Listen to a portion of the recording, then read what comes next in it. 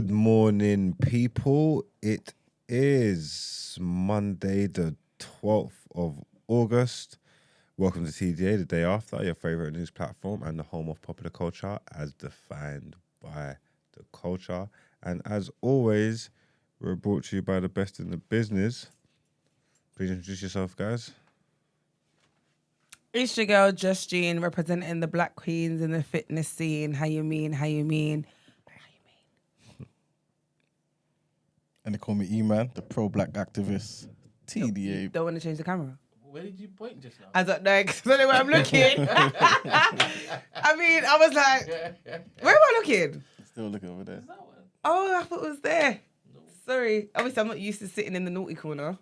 So, Call me E-Man, the pro-black activist, TDA producer, news analyst, melanin jam-packed. And it's your boy, 6 foot plus of pure temptation, Big Marks from the east side of the bridge. Good morning, people. How's everybody doing? we live. Good weekends? I have a lot of energy Yeah, today. that's right, man. What did you do over the weekend? Nothing. That's not. Yeah, maybe that's why. Because yesterday I did a lot of admin work on work stuff, and yeah, life is When you out? no, I'm sure there's a lot of stuff going on over the weekend, wasn't there? maybe, but I did not. partake. Originals and all that stuff. No. Don't you do that stuff? No. Sure you do. I'm sure I see you dancing all over the place. First of all, what we not gonna do is do that. No, I wasn't there. You know, I'm very like. I pick my like my social battery is weird. So it's like I have to mentally prepare myself to do something. And half the time, I don't actually really want to do it. But then when I go, I do have a good time. But yeah, you just have to catch me. You're outside quite a bit, man.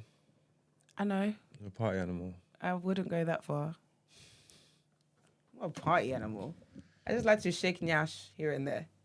That is all. It's part of my personality, though. You want to shake your bum? Yeah. Shake your bum, shake your bum. What about you, man? Did you none? I was working and... You got a I job? went- yeah, man, I got several. Oh. Yeah. I'm working like, one of the immigrants and that. Oh, them Stealing ones all hear their it. jobs. I hear And I it. went to the beach as well, man, yesterday. What beach? West South Wittering. End. It's called West Wittering. Where is it? Who? West Wittering. Where is it? It's down south. Not South London, but like it's near it's a long journey. How How Was many it long hours? here? Oh my goodness. Oh, So is normally it? it'll take, let's just say about what? 2 hours and a half, yeah. 2 hours too long. 2:40. What, normally to get to this place? Yeah. Okay. There was mad traffic. I Is was in it the 'cause car like everyone an was there? extra 2 hours. Huh? Sorry? Yes. And you didn't turn around and continue your journey? No, because when you start getting to them sort of places, yeah, it's like one way. So you had some people kind of just parking on the side, walking 2 miles to get to the beach and hoping, they can come back and then, whatever. But I wasn't prepared to walk 2 miles or a mile and a half. I just wanted to get there and park in the... Mile and a half ain't thingy. that bad, though. Yeah, but when you're carrying things, you got a kid, it's just long. What did you have in your cooler, jollof? No, I didn't have anything like that, No? Just a normal sort of stuff, some falafels and that. And So jollof isn't normal? yeah, but then I ain't got no microwave to warm out.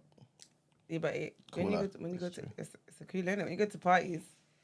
That You is lot's true. parties anyway. Can I ask you a question? Why do you lot do that? Yeah, sorry, because it was very interesting for me the first time I experienced it. Where I went to a party and a hall party, and then there was a table and an auntie bought her own cooler of food.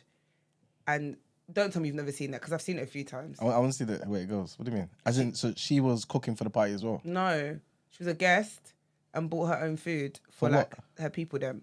So Oh, okay. have you seen that before? Yeah, I know. Yeah, what you're saying. why? It like I find it so bizarre. Like you've come to a party and I get it because maybe the food might run out or you maybe not like the, but don't you think it's a bit rude to bring out your own thingy like from under the table and start dishing it to people on your table? Do you know what it is? I feel like it's more so like, let's just say me and you got a party and you're handling the food, right? It's more so, no, we're both handling the food, but I want to make sure certain people that I've invited have got something. Yeah. That's basically what it is. So that person's probably still involved in everything else. Still looks crazy to me. I just was sat there thinking, right, auntie just got a cooler of jollof from under the table. Damn. Where do you put the cooler in? What does the cooler do? Don't cooler keep things... Does it keep it hot or keep it cold? Both. Yeah. Depends on which way you look at it. Perspective. You know? So who started the jollof in the cooler thing? Is that Nigerians It's or a Nigerian Ghanaians? thing because I've never seen a Ghanaian do it. Because we think ahead. But you see what I mean? How he picks and chooses when he wants to be who he wants to be.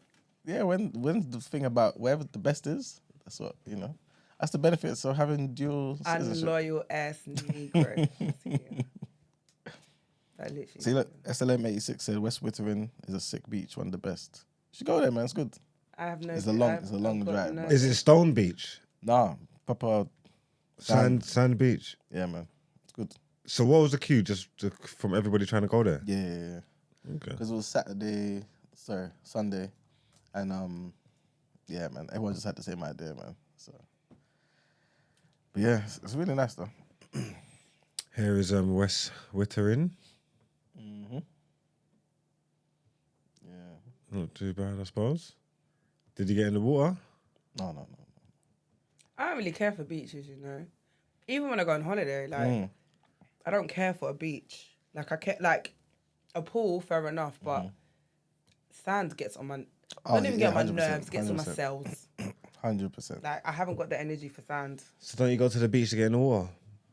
Me, I'm scared of open water, so no. Don't you got water phobia as well? You lot are sick. Thank you so much. No, I swear Esther's got water phobia. Water phobia in the sense where like I will get in a pool, but open water, you see things where I can't, the depth, I don't know what's in there. You see all of that stuff? Would you get in the deep end of a pool? Depending on how deep it is. I'm not gonna drown. 12 meters. I don't even know what that is, but that sounds scary. Just say 2 of me. Whew. But does it look really deep? So for example, does it get, you know how like when things get deep or they're deeper, they get darker, innit? Mm-hmm. Is it like that kind of vibe? Or is it all the same colour? All the same colour? Okay, that's fine. I can do that. You know what it is? It's a visual thing. I'm not gonna lie. Can you tread water? Yeah, that's why I would get in. That's why I get in the deep end. Like I would jump in the deep end. Okay. Like I'm not that scared. So would you jump off a boat in the middle of the ocean? Hell no. But you can tread water? It doesn't matter because it's an ocean. Remember, the one depth to, I don't know what's in there. I'm that person where if seaweed touches me, I'm screaming. But you also probably have a life jacket on. Doesn't matter. I'm not doing it. You never know, man. You know what it is? It's my brain. I can't. And the thing is, I used to go swimming. I went swimming. I was an active child. I used to swim all the time. I used to like do backflips. You know what I mean? I was very active with water. And then I just got older and became such a pussy. It's a shame. These ain't helping, man. We're never going to beat these charges. No. Hey, man. Why not? I can't tread water, man. I can definitely. It's too difficult. I can tread water. I can. I feel like how are you able to just breaststroke? I can. So you can swim. Yeah, but I'm not a strong swimmer. Okay. You know what I really struggle with though? You see? Yeah, the normal thing. You know what it is? Well, It's the breathing. Because basically, I never got taught how to swim with my face in the water, like breathing that way, right? And so every time I used to swim and go swimming, like as an adult, my head would be above water and I'd get really, really, really tired really quickly. Then, big up Swim Them crew, I went for a few lessons with them, and because I was doing some campaign and I had to know how to swim. So I had a quick crash course and they taught me how to like swim, and I realised obviously a lot of it is to do with your breathing and putting your head in the water. But I wasn't consistent enough, so I've probably forgot how to do that now. But yeah. So you don't know how to hold your breath underwater? Essentially is what we're getting at. No. Because one time at band camp, I went to, many moons ago, I went to some audition thing. That's where I met Kelechi actually. And it was for, you know them SAS shows, yeah? Mm. It was morning, it was hell. And we had to swim. And it was, there was like a length of the pool, yeah, but it was so embarrassing. Guys, it was so embarrassing. Because the pool was very shallow, like extreme. I'm talking like, maybe not, yeah, probably your knees, you're tall in it, like your knees. Like it was that shallow, yeah? And we had to swim the length of the thing underwater. You weren't allowed to come up. You have to Okay. hold your breath. Yeah. I can't swim like that. I'm black. I'm like one of the only black people. There was 3 black people there. And it was so sad because I kept making it like halfway. And again, I'm not swimming with my eyes open. So you think you've got there and I come up and it's like, no, go back and do it again. I thought, I'm not going to pass this part. I didn't. It's embarrassing, man. You've got to do better. First of all, Where'd you learn how to swim? shut your damn mouth. Don't come and tell me it's embarrassing when I'm telling you I have a water phobia. Also, Oh, we need justice for that. that's what we're talking about. Yeah, we need justice for that. I I already think called it's our Bobby's. fault that we I don't already respect called that. these lot crazy already. But I told him I've let done me be twice. honest, yeah. I think anything to do with phobias, people get onto me all the time because I'm scared of flies. I don't want to hear Because I'm nothing. scared of You dogs. don't have a water phobia. You just talked about have all the hydrophobia. No, not you. You might. I Because have you, drowned I'm twice. scared You of open water. Well, because I've just got problems. so you plan in your sleep. You do everything. Like, you might actually have phobia. She was just telling us about all the type of swimming she was doing. She don't have no water phobia. She's just not a strong swimmer. No, but has it prevented you from swimming as an adult? I won't go in open water. I'm Yeah, that's scared a of open. phobia. I'm scared of open water. Do you know what phobia I is? said to him, if I'm the person, yeah, that he was like, oh, do you never like go and get in the beach? Like, Yeah. I said, She I said said she'll the jump beaches. in the deep end of a swimming pool. Oh, but 12 pool meters. because I can see, because I understand I can tread water. Okay. I won't Like do- sea and stuff. Beaches. no, Okay. I can't do things where I can't see the bottom of. The Okay, sea that is makes sense. open ending. Like there's no. No, but like, you know with phobias, like there's different levels. Because I'm not jumping in the deep end of a pool. So I'm the Same. extreme. Which I Do you know hear. what I mean? But then there's like there's levels to this. So used to, I could. Brent, stick up for me here. She's saying she'll jump in a 12-meter deep end pool, and she's trying to sell the dream that she has a water Must have said phobia. the dream, you know. I will jump in the Phobia. pool to tread water, not to do anything else. Like I can tread water, but also I wouldn't do it by choice. Yeah, you if just I had don't to enjoy do it. swimming like that. You're not allowed to say you got a phobia. You're telling me you're jumping in Can I 12 tell you and- something? 12 I'm allowed to tell the you. deep end. Hello? I'm but allowed you're to not tell you allowed. any damn thing that I want. All right, sorry. Just so Sorry- we're clear. Sorry, Queen. Just so Sorry. we're clear. Sorry, But Queen. I can't tell you that I haven't got a phobia. No, you're right. You're right. I misspoke. That's so silly. Yeah. Love your hair. Thank you, babes. I really love it. Anyway, you know how I feel about it. I Thank you, messaged madam. you, so. A real one. Thank you so much. I had a lovely weekend. Are you guys still Of course enjoying? you did. Yeah, of course Yeah, we're you still did. talking about what was going on the weekend. She Yeah, went my swimming. girls surprised me with a staycation to Manchester. Okay. And it's so like that's my bag. It was so lovely. It was very chilled. It was a great time. They had a private chef. 'Cause you know I don't like manual labor. I might cook it up and down. So that was really nice. We had the chef did a brunch for us and a dinner. And it was just so nice. It was just so nice to be away, just relaxed and just chilled. Good company, good gist, good vibes. I had a great time, man. Brent, I don't know where my voice goes. At the sign of any enjoyment, Oh, sis, my voice goes. But I wasn't shouting though. you are me and I am you. Did you drink alcohol? Ah. So that's what it is. So let me be But it honest. was just like Moscato. No. Because I realised I like Moscato. as I've got older, when I drink alcohol and tiredness, my voice evaporates. Is this, yeah, okay. Goes. I think And- that's my and it- story then. Literally. Because I don't understand. My sister's like, it's showing my age. It's definitely showing Can I mine. be honest? You're Here we are. approaching me. I love that for you. I love that for me as well, to be fair. But it was really, really good. Like I'm just so happy and full of like just joy, happiness. And I'm really excited for what my pre-30 is gonna bring. Do you know what I realised today as well when I was on the way here? And I was like, you're the same age as my cousin, yeah? But in my head, my cousin is so much younger than me.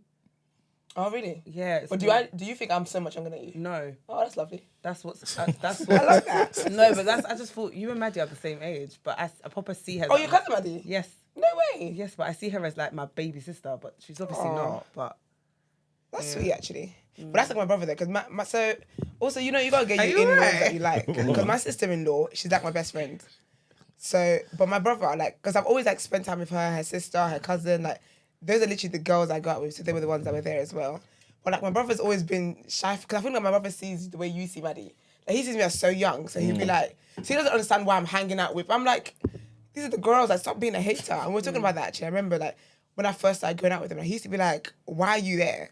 And I said, "No, why are you there?" Because whenever he was there, a guy could not move to me. It was a whole thing. We were talking about this situation one time. Remember when Marvin used to do Lux Sundays? Yeah. It was a whole thing. Some guy trying to meet me. It was a whole thing. And I remember telling my sister, and I said, "Don't you ever bring your husband to any of our outings. This is not it." But it was so much fun, man. It was so much fun. That's so interesting. You know what? My brothers have never been overprotective of me like that. Really? Never. Love that for you, sis. Literally, like, I remember we went to Ghana together 2012, and it was me and my two older brothers. But I was with one of them in particular, and I went out with him all the time, all day, every day. And he just let me crack on. I love that for you. So you're just catching a wine in front of your brothers, No, and I wouldn't whine. No, I wouldn't do that. Catching a white, that's too far. But as in, like, guys will be talking to me and moving to me and stuff, and he wouldn't say anything. And he's like, I know my sister, innit? She can handle her I love that for you. It's not about the guys. What are you doing? He said, I know my sister. She can handle her She literally own. just said that. You don't have good... No respect. Nah. Who has no respect? You. How? It don't need to be a no, my sister thing. My sister would be like, I'm not talking to no man because my brother's there. This should be the levels. These times I'm sat there and you're doing whatever you're doing in front of me. That's Do you know how... Huh? And a nothing. real Why is that woman. different? Why is that different, you misogynistic Yoruba man? Why is that? Don't Nah, listen, a my real voice woman is ain't gonna- gonna do that. Not if her brother there. She's gonna be like Imagine that. a real She's woman, not even that's gonna talk. dead. She's not even gonna talk. She's not even that. She's not even Let me say, you she's not see even today, entertaining yeah, her. that's the second time Oh. you've disrespected me. Ooh, Yeah, and we are, how many minutes in? I hate to see a third. Tread lightly. Tread lightly. I hate to see a third. Because you see the throat tapping thing that I'm talking about? Ooh, We might have to... not you about to get your throat back. What was the first thing? When you As said soon when you you- can't tell me you got a when you phobia. You dismiss dismissed her phobia. my phobia. Okay. And now you just called me you just told me that I'm not a real woman. Well, I'm just saying. No. Stand on business and say what you said. You shouldn't be drawing man in front of your brothers. You should be. I'm not drawing man in front of my brothers, you loser. Like, where did I say that in anything I just said? Did I say I'm going to draw a man?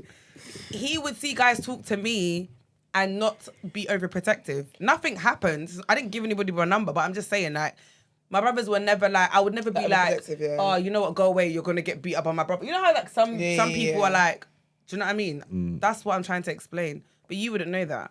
How I got a sister? Doesn't matter. You still wouldn't know that. Well, I know do you got a it. sister.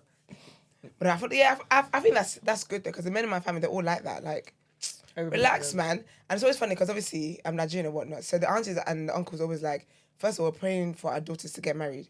And then you are standing there over there like security. You are doing sit the hell down. But obviously I feel like at this age, I'm trying to get going. Yeah, so bro. I'll be very shy for you. I'm very shy for everybody. Also, I love my brother very much. Big up Alex. But yeah, but it was a really lovely weekend. I looked great. You did, girl. Gosh. That you did. Oh, sorry, yeah, but sometimes I have to look at it, so I just like look at what God did. Sensational scenes. Sensational. Anyway, yeah. So I had a great weekend. Love that for you. Yeah. How was Thank you guys this weekend? You covered that? Yeah, Yeah, we pretty didn't do much. much. Yeah. Oh, fair enough. I went What to we a doing this wedding. weekend though? This Saturday. Yes, Daryl Blake. Big up Daryl every time. Look at that every single time, TDA man. tour, the exclusive TDA tour, guys. What's in there? Saturday, 12 to 3. Nothing. Yes. No, go on. Hold on. What's in there? Nothing. Because you were talking You about to bare get- things. He's about to get straight Over the three. weekend. Open your bag. No. Open your bag. No. Open your bag. Yo, I feel No. a strike 3 Open coming. your bag. No. See what I'm saying? I told you. You're a liar.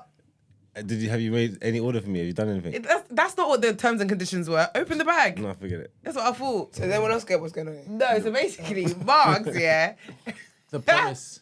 Huh? The promise. No, it's not even that. It's not even that. It's fine because I told you I'm gonna Make it right. yeah, which is fine, yeah. But he was talking so much, yapping like a rat on the highway. I over the know, weekend, yapper. talking about I'm a reader now. I read books. Every time you see me, I've got a book. Oh, you got a book in your bag. This is it. He said Let's every see the time. book. He said every time you see me, I've got a book on me. I said, what in that rucksack that the rucksacks that you're always carrying? Yeah, I got bare books. I'm a man of knowledge. Bloody, talking the thing. So I just looked Can you down. see the And book? I looked down. I saw the bag. I said, oh, Let's see the book. this is the bag you were Let's see the referring book of the to. day. You told Also, me- yeah, it cannot be edge of here. 'Cause you don't read that. Don't you dare bring edge of here You out. claim that There's every no time I see book you. in there. That's my point. That's because I was traveling and I had stuff in the bag. So I had to clear it out the old stuff and put the new travel stuff in it. And I just took the travel stuff out and put the iPad in this morning. So I didn't. It's not properly loaded with No. with the items. the normal items not- that's in there. I'm not buying it. No, I'm telling you, I was away this weekend. Oh, When no. was he talking about this reading thing that he does? On Snapchat. You know, you just talk sometimes. You just Literally. like click on 'Cause- Mark's 'cause story. you're And the Mark's is quickest just, and he's just on about something. Like, he went to Liverpool, and this boy's talking about he's here to cover the ground and see what's really happening in terms of the riots and whatnot. Then he's just out somewhere. I don't even know what the background was, because, all right, guys, it's all safe. I'm like, who the hell asked you? Like, just go to Liverpool, do your business, and get out. Like, what are you talking about? And that's the You're a thing. character. This isn't even him putting it on his story. This is our conversation. So Can you you imagine? decided to come and type with your long fingers. Oh, I'm a reader. Man of knowledge. I'm a man of Dr. knowledge. Umar. But how did we even get there in the first place? Because of that stupid picture you put on your story. The one where it's like, you know where it is, man. Where it's a picture, and it looks like something else, but it's not. Ah, Yeah, of course. Nagi. man of the books. But Man of the books. Wonderful. Trust that to draw you out. are as you well. insane? You know what? No, Brent. Let me email you this picture. Let me email you this picture. Let's see what. Explain the picture. No, you don't need to explain. Don't explain anything. Okay. I just want the people to see what drew you out. It didn't draw me out. It was a picture, and I commented and I rolled. What did I say? I think I said, yeah. We know you don't read books. Let's. Oh shit. Where is it? Let's Anyway, see. it's not gonna make me look any type of way, so I don't really care. No. They know who you are. Sorry? They know who you are. I'm so done. That's funny. This man. is what inspired. And whilst you have your phone in your hand, just retweet the video, please. Thank you. No problem. Brent, how was your weekend? Have you covered that? How are you, bro? I'm all right. Thank you very much. I went to the seaside, Oh, nice. west. Wait, sorry. What is about to live really stab tea? Because that's what E-Man did. But it's the fact that he doesn't remember the name, which is why I'm laughing. Because that's why he's in Seaside West. Western restaurant. For restaurant. That's why he With a paused. dragon in there, minute. You're such an egg. You're actually such an egg. But it was alright. It was cool. I did some work. I did more work. That's good. Esther, we're walking again. Yes, I saw. Got to get our steps on. Have you announced it officially? Today. It's today, isn't it? I'm looking forward to it, man. Because I saw some of the results you posted. And it's... What's it called? Eclectic? What is it? What? Eclectic. Is it? No. Oh, Elliptical. Elliptical. Thank you. I didn't know Brent would be the one in Nigerian English in this room. I thought you were looking for eclectic, but I wanna- I don't know what that word elliptical. means. I'm going to look into, like walking as a sport. Have you seen people that actually, walk on a track and it's actually a competition? Others want to sway their hips. those ones, yeah. That's... I find it think- funny as hell. No, but I think I would body that. You sure? You have to. You've been walking to 100%. Jericho. Yeah, you think, oh, this is the image. Oh. Please, this morning. Let's see. What is it? What is the text saying? I can't read that far. See what draw your girl out. The text is what Read- drew me out. Yeah, thank you. So And what it did shows it what drew say? Gina out. This says one of the best pleasures in life. Yeah. You're a monkey. Hold on. though. Look, It go on. says is to read a book in total silence. obviously So when wait. see You the know image- it's to read the book. Is that at the bottom? That's the bottom part, right? Yeah. Yeah. So if you see the image, obviously You're- it's either you can either interpret it as someone reading a book Or what it actually looks Exactly. like. So I messaged him and I was just like, what did I say something about? Whatever, man. We know you don't read books. Oh, right? that's when he decided he was Dr. literally. Umar. Then you decided to come and It wasn't like that. She came in. She was like, "So when's book club?" And I was wow, like, wait. You don't you dare. Do not That's dare. right. Don't you dare. Because don't you I dare. Close your mouth. Close your mouth. Close your stinking mouth. Emmanuel has the cheek to do this. You know, it was this. You're spreading lies and propaganda on a Monday morning. Well, just Can I saying. say, guys, I'm never sitting here again. I'm never sitting here again because sitting here, yeah, I think like it's like I'm never sitting here again. I feel like your energy. Your energy, no. is giving something. I said, what time is book club?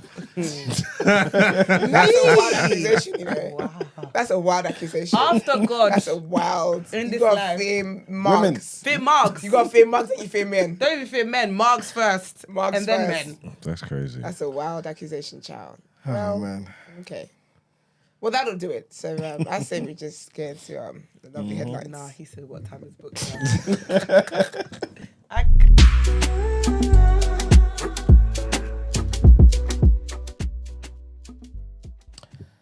All right, people, our first set of headlines. So the Ukrainian president, Vladimir Zelensky, has confirmed Kiev's troops are fighting inside Russia, days into the surprise Ukrainian cross-border incursion into Russia's Kursk region that has become a major embarrassment for the Kremlin.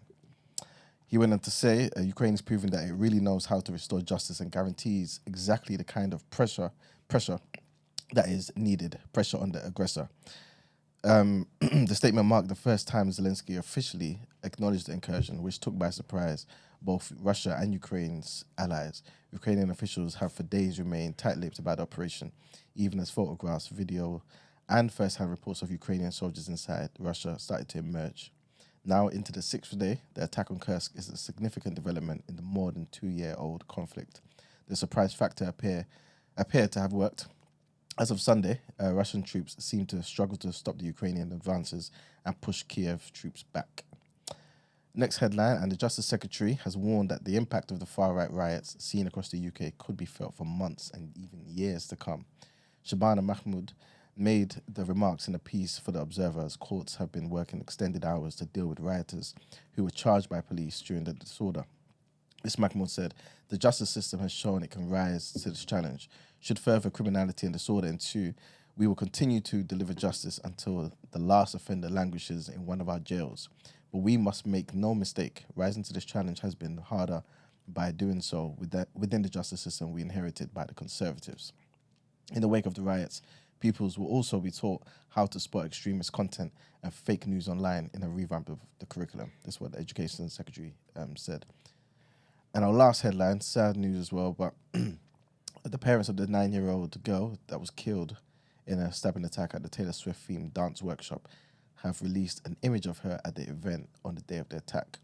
The image shows Alistair Silva Aguirre next to a cardboard cutout of Swift at the Heart Space Community Centre in Southport on the morning of Monday, 29th of July. Her parents, Sergio and Alexandra, originally from Madeira in Portugal, have released a photo as hundreds gathered for the girl's funeral at St. Patrick's Catholic Church in Southport. Members of the family lined a street in Merseyside town to honour Alice as the funeral procession arrived. And that's it for our headlines. All right, let's get into what you're saying, topic of the day.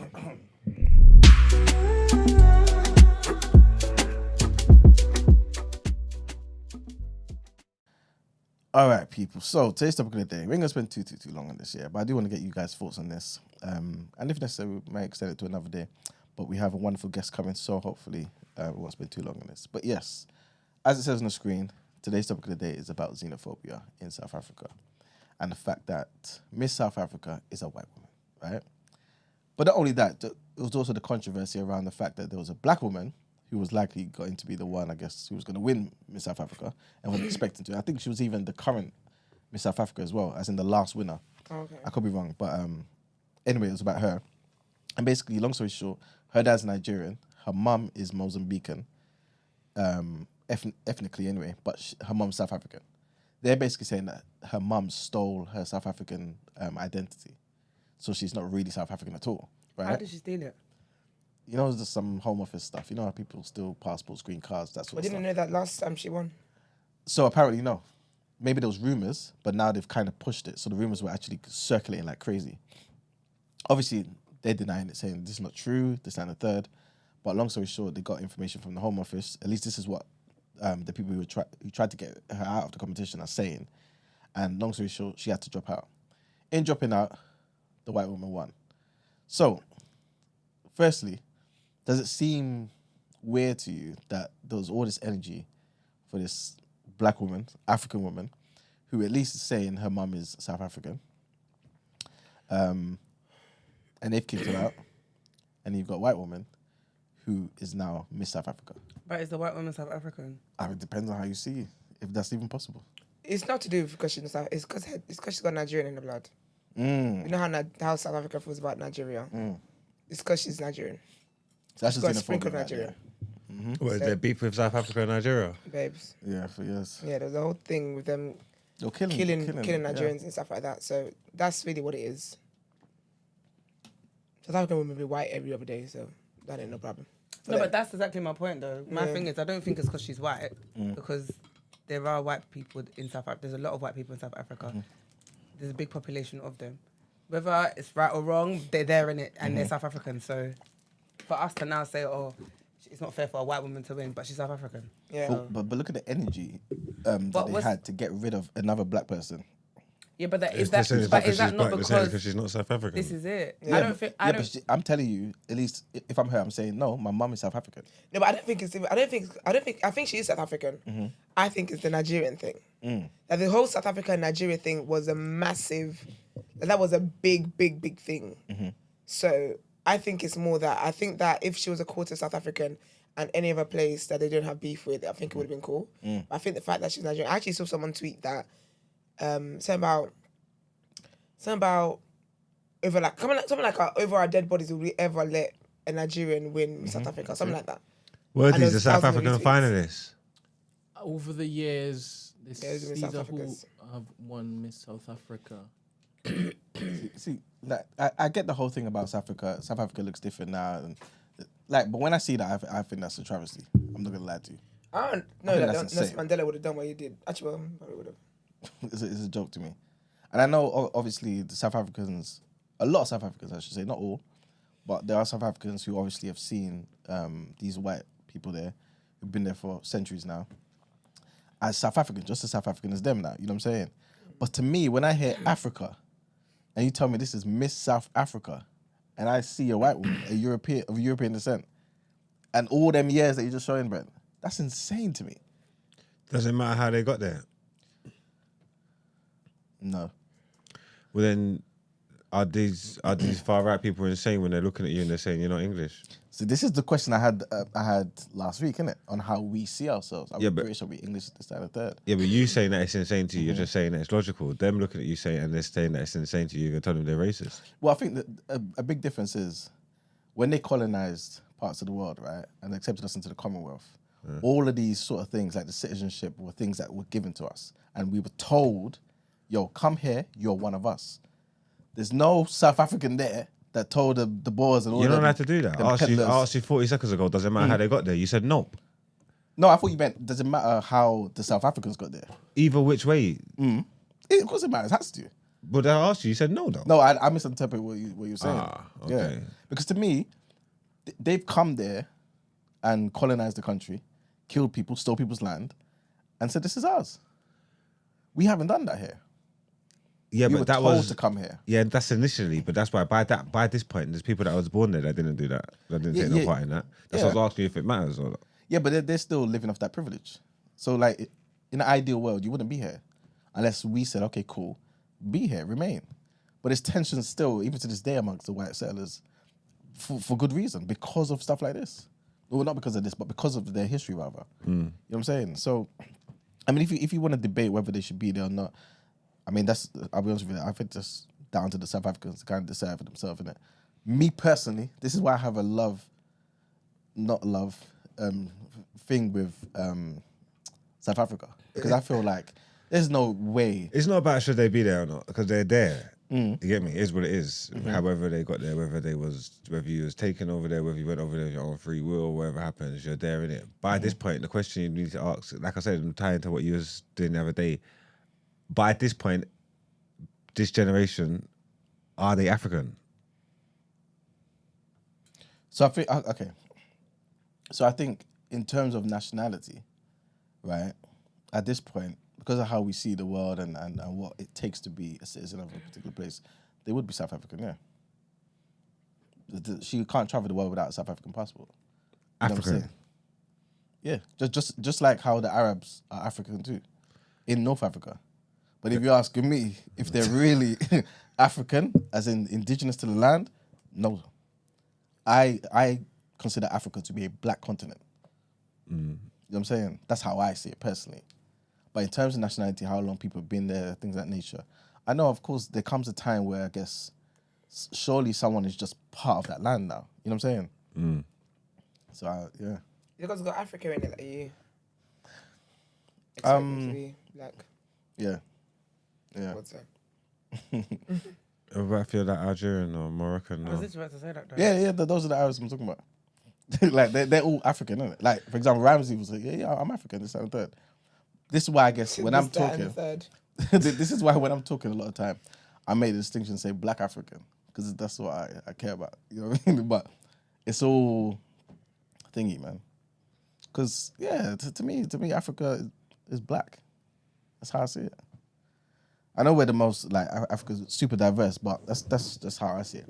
And to me, back to what you were saying about how they even got there, it just doesn't make sense. It doesn't make sense. So yeah. So you don't have an issue with that? It's not like I don't have an issue with it. It's just with South Africa's history. That's not. It's not.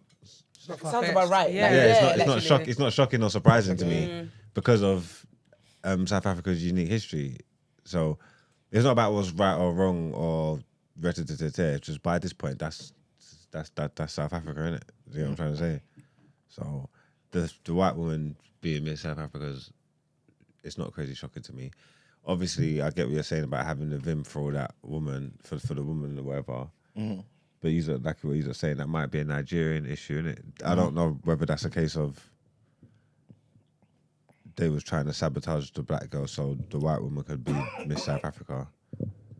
I think they're probably, honestly, just on a nationality thing, it's probably just some discrepancies there that they're trying to fight against. Yeah, maybe. Because I don't think it would make a difference. Because it's like, you see all the past winners, like they got a monopoly on that tournament. Like, you know what I'm trying to say? That, so I don't think they'd have to do all that madness just to secure another white girl winning it. I think it might be genuine with her ancestry or history or whatever it may be. But yeah, I mean, like I said, that's just. It's not even. I'm not even thinking about whether it's wrong or right or whatever. But because, like I said, because of their history, seeing stuff like that's just normal for South Africa for me. But and this is why I say I have that. I don't want to say love hate, but this is why I have that view of South Africa. I love South African people, but I hate how the struggle in South Africa ended. This doesn't seem like a win at all. I feel like, yeah, it just wasn't to me. Nelson Mandela went to prison with a certain objective. He came out, and the objective seemed to change. You know what I'm saying? Because he's there, obviously, with white politicians, leaders, and all that. Everything just changed. Like to me, I don't know. I just see a sense of failure in certain areas. And like I was saying, like why is it that the people can take to the street with cutlasses and machetes and start targeting Nigerian people, saying they're causing the issues in their country, yet the person who's causing the issues in your country and hasn't gone and left that you can't find, your boss, your this, your that, all these people have been there for 200 years now. You don't say anything. Yeah, but it's you know, insane to me. The thing is, though, all of that stuff is ingrained in us as people, regardless. It's like having postcode rules. Do you know what I mean? You're fighting your fellow black boy who looks like you just because he lives in a different postcode to you. Like, do you know what I mean? It's. I get what you're saying, but it's literally the history is so deep rooted. And again, for us, remember, we're speaking from a place of privilege because we didn't grow up in apartheid. We weren't there. We don't. We can obviously look from another lens, but to actually live it, and do you know what I mean?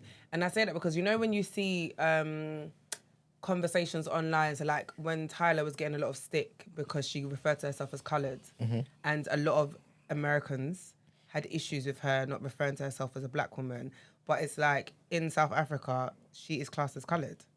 That's what she refers to herself to, and that's over there. Just because it's not offensive to, it shouldn't be offensive to you, but you just don't understand it. So because you don't understand it, you're taking it personal.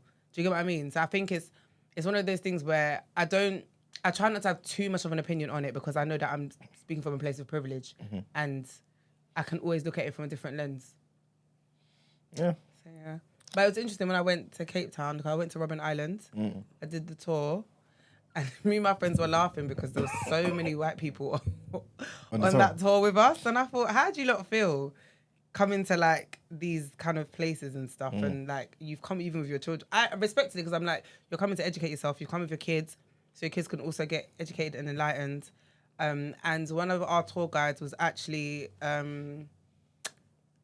person who obviously went to jail, it was weird, and I was like, because I was asking him like, how do you feel knowing that you went through everything that you went through? Was he black? Yeah, black man. Okay. And now you've come here and you're given a tour and you're going to the prison cells and you was in here for like 10 years of your life as a teenager because you're black. Do you know what I mean? And you can tell because he was extremely passionate, but he was like, it's his way of healing his trauma. For me, my question would be like, how do you feel you went through all of that and you've come out and things are the same? They're not the same, but I get what you mean. you know what I'm saying? Like, I don't know, like how are we able to just still live and continue as normal? Have we just taken a break from the fighting, or have we said, cool, we've conceded, we've lost? You get what I'm saying? Like, to me, it just seems weird that that's the reality of South Africa. And yeah, man, it's just crazy to me. In 1,000 years from now, if it's just descendants of white people, Europeans in South Africa, I don't know who there is to blame. Because obviously the Arabs that are in North Africa now, you know what I'm saying? It took a certain amount of time for them to kind of be there. You know what I'm saying? And for you to identify Algeria, Tunisia, Libya, all them countries as Arab countries. It didn't happen overnight. So that potentially could happen in South Africa too. Oh, Demi had a comment. Sorry, Brent. Demi said South African people relate black more South to white Africans. people. Yeah, black South Africans relate more to white people than other Africans. And Especially Nigerians. Micah says, as a South African, you man got it wrong. There ain't xenophobia here. Well, if you could call in, that'd be wonderful. Because when I saw Nigerian people getting killed, I don't know what you would call that. So if you could call in, maybe you got some context to that I don't have to the killings. That would be great. Thank you. Oh man, but yeah, but I do want to ask this question, I guess, and it kind of touches on what you said, Mark. Though, at what point does somebody become something else? Are there any factors? Do the people have to accept you as that? So, for example, if you say you're British, is it dependent on the people who are British to say, yeah, cool, you are British, or can you just say I'm British and expect the world to say you're British? My passport tells me I'm British. My citizenship tells me I'm British. The government told me I'm British. So then, using that same logic, You got dual nationality, though, innit? Then you got dual nationality. Yeah. So what Both then? governments tell me I'm...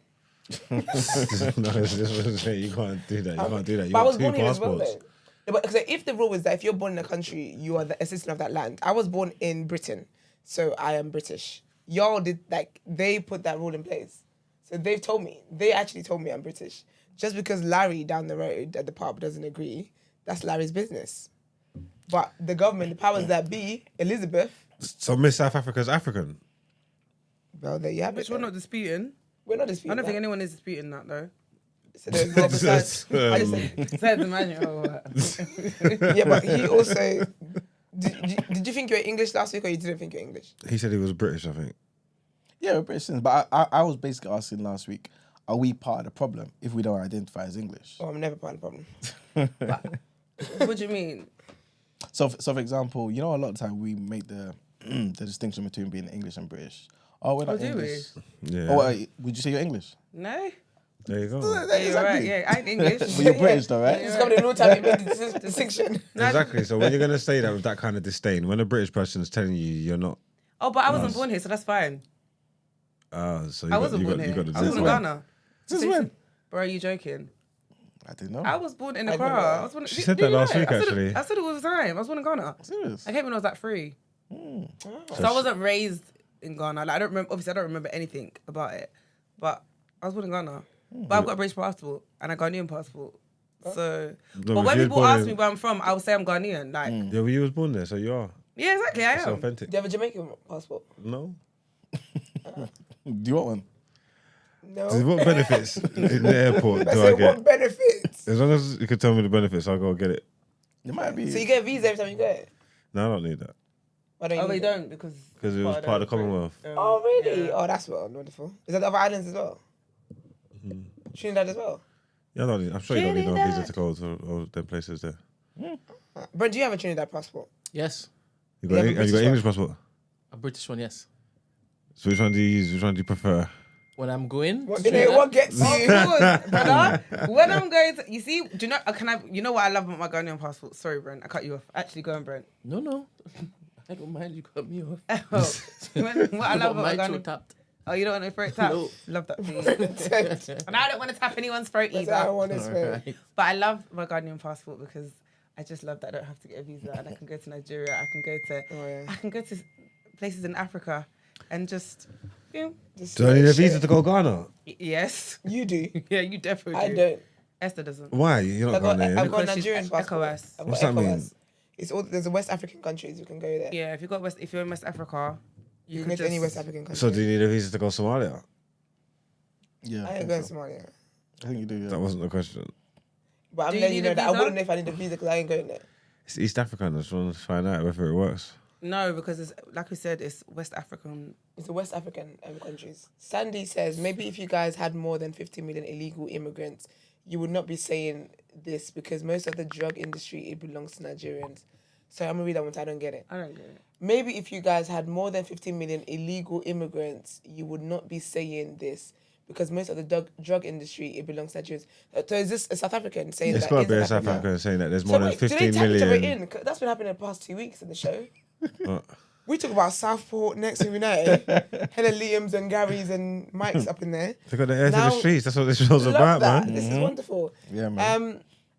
Oh, that's a shame, Sandy. Nigerians have never been known for drug industry. What we're known for, I'm not gonna say it, but it's not the drug industry. I wouldn't say. I definitely So- wouldn't say drugs, but Don't say it. I'm not gonna say. But I'm saying another form of Okay, industries, occupation. we're there. Front You'll line. find us there. So I'm sorry, Sandy. I can't even subscribe to that. So basically, do you know what's so funny? In South Africa, they're doing a get out of our country. We want our country back. Yeah. So interesting. Can't take people nowhere. That's so interesting. Sandy is doing the taking our jobs. And she's referring to Nigerians. Yeah, but that's basically it. Her African brothers. But she's saying, It's just a continent. It's a different country. Would you say your French brothers when they're coming over? European continent No, is they a got different Pam. country.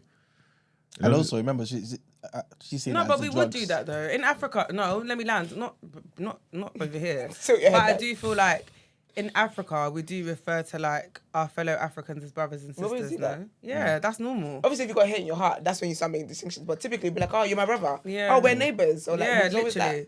friendly stuff. Sorry, it's because you're Jamaican. That's why he looks so Oh, confused. yeah. So I it's don't an know because the African thing. Caribbean is all love. The Caribbean, we are all Really? one. How would you know? You ain't got your ear to the ground. Tell me they robbed you when you went.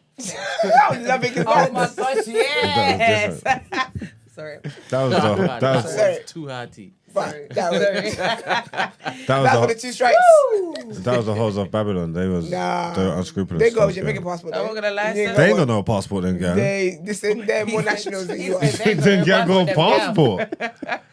They gal ain't got no passport. No. Trust me. Anyway, But yeah, The guy's just fixing himself to call back, by the way. South African. the South Africans. Yeah. Okay, Fantastic. let's do it. I love the South African accent as well. I hope you've got one. Is that racist to say? I got one. You got a Trinidad accent. I like your accent though. I can put on something. Go and do it. You can't Yeah, do they the like- South African accent. I can't. Can't do it? Why? Can you actually do it? Esther. So why is it is that racist or something? You need to camera. Give context.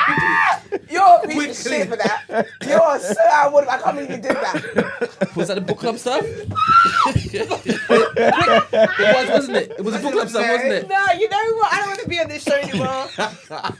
I heard your whisper. I was like, what are you doing? Accidentally pressed No, you did not accurately press. Did you know what he said there? Huh? He said, was that the book club? Listen, don't mind him. You're a sickos. Don't look at me either. Raise your front.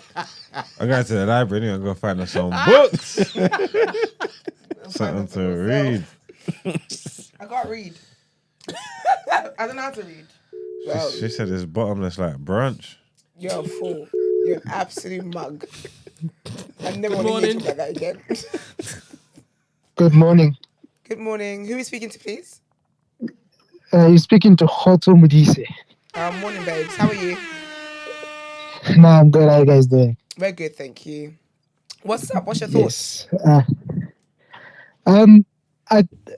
Okay. Firstly, I think South Africa there is a xenophobic undertone to it, but I also want us to also understand that there's very subcultures in South Africa. Yeah. So in as much as we see each other as black people, I am not Zulu, for instance. I consider myself as a Sesotho person. Okay. So we don't see, in as much as we see each other as black, we don't see each other as the same because we don't even speak the same languages, Okay. if that makes sense. Yeah. It So does, yeah. in South Africa, there is no Nigerian culture per se.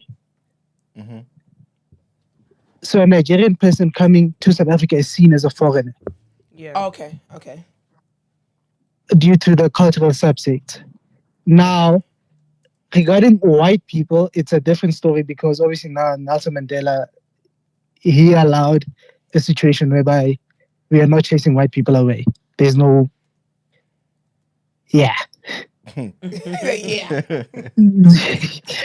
So sorry to from a South cut you, African point yeah. of Just view, quickly, yeah, with what you're saying, yeah. So does that mean that off the rip you'd see more in common with yourself and a white South African than a black Nigerian? Yeah, because where I grew up, white people are all over the show. So you grow up with white people. Yeah. Whereas you're not growing up with Nigerian people. And then the white people you grew up with, you're seeing them as South African, maybe a different tribe.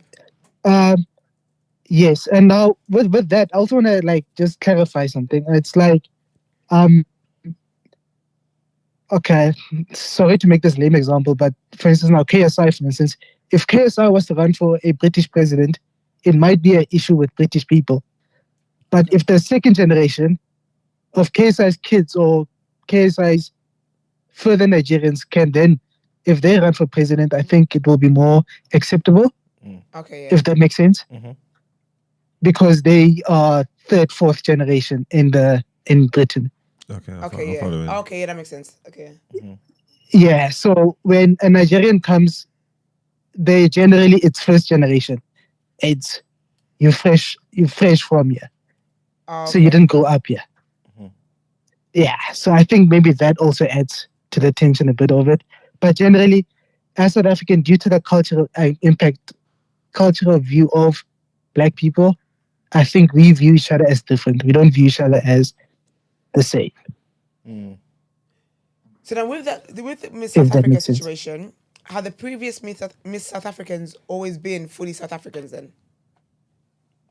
They're fully South Africans because obviously now you deal with someone whose parents were here, whose grandparents were here. Okay, so they're basically seeing the Miss Nigerian woman as like she's mixed race then, kind of thing. Yeah. Okay. Yeah. If you even Because believe now that obviously she's now your half. parents were not here, your forefathers were not here. You can't represent a certain area with them. Can I don't know how ask- to explain it, Makes but sense yeah. to me Wait, then. I get you. sorry to cut you. Sorry the question. So regarding like the Miss South Africa and stuff like that, you as a South African man, when you see that white woman up there, you don't look and think, "Oh, this is not a real African." You think this is proper. This is a She's real South African. South African woman. That's what you think, like for yourself, looking at her. Yeah, I personally don't have an issue with it because in my South African experience, people like her is part of it. Yeah. Okay. Yeah. Has always been part of it. Can I ask you this question? Yeah, you make Yeah. a good point because everything you mentioned about the dynamics within South Africa, the different tribes, is pretty much the case in every other African country as well. And so we fully get what you're saying, but you mentioned also about the different generations of people being in that country. Hence, the example you gave with KSI. If, however, KSI wasn't illegal, right, and for some reason he was just able to get around the system, he had kids in the country. And they were illegal, right? Because obviously, let's just say because the KSI himself is illegal. At some point, are they still South African to you? I think eventually these Nigerians will be viewed as South Africans. Okay. The same as Indians have been viewed as South Africans due to them being here over a long time. Okay. You can't. That's what I'm saying. I think even with British, I don't know if the UK has had a black president or a black representative. No, not that high. We ain't there yet. You ever go But you get. But I Yeah, think I get what you mean, progression. Yes. So I think now with Nigerians, it's going to be the same, whereby it's fresh. But okay, They just arrived, and it's I get what you're saying. I think two things for me. yeah. If, for example, this woman, Chidima, if it is a case that her mum is of Mozambican descent but is South African, which would mean that Chidima herself is half South African, would that be an issue? Would that be an issue? I think that's where the whole debate started, because some were saying no, she's South African, and if she's South African, it's fine. But knowing how people, again, as well, getting citizenship in South Africa is very difficult. If you know South Africa, there's countries within South Africa. There's one other country is Lesotho. I don't know if you know about it. Within South Africa. So there's Lesotho and there's Swaziland that's within South Africa. So people from Lesotho itself struggle to get citizenship in South Africa. So the only way you can come to South Africa is obviously through visas, visiting visa, or you possess a scarce skill. Yeah. So the assumption is, if you're here without a scarce skill, you're here on a visiting visa, which does lapse. So there's general assumption that every Nigerian that is here is probably illegally here. So let me That's ask the you, general assumption. Let me ask you, what's your relationship like with white people? Like, not like the history of the place, like currently in 2024 and your lived experience. Like, is there like discrepancies in race and stuff, or how you are treated, or is it like a kumbaya, you're all one and just living together thing, or is there that separation? I think it depends on where in South Africa you are. There's areas whereby white people are more proud and arrogant, and there are areas where white people are more quiet down because you can't come with that energy anymore. So for majority of South Africa, there hasn't been big race wars, but still in schools, for instance, in white schools, there are still a bit of tension. Okay. I don't know if that answers your question. Kind of. Well, but that's what I say. But how do you see them then personally? Just a personal opinion. Me personally, there's no issue with me and majority of people. Okay. I think there's even white political parties that are still succeeding in South Africa that have white leaders. Our second biggest political party is a white party. Do you see them as being somewhere that's not theirs, like it's not their country?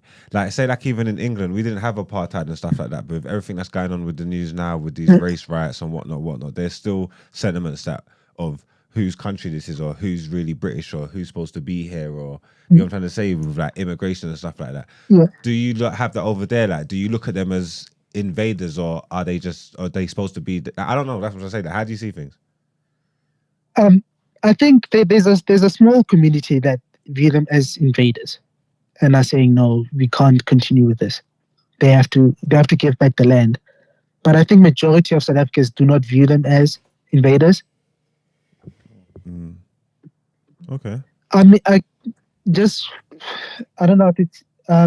There's a lot of small towns that are based around farms in South Africa, right? So then you'll find a situation whereby the farmer is it's a white community that they love that community. White people love that community, and they would view that community as their home in South Africa.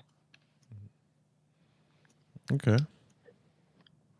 So I wanted to ask you, do you feel like, I mean, maybe this is just a I don't know, perspective thing, but do you feel like, and I mean this respectfully, that over the years South Africa kind of gave up, as in Black South Africans gave up in terms of the fight for liberation, for freedom, the things that Nelson Mandela was fighting for, the things that Winnie Mandela was fighting for. You know what I'm saying? Because obviously, I think. Yeah, go on.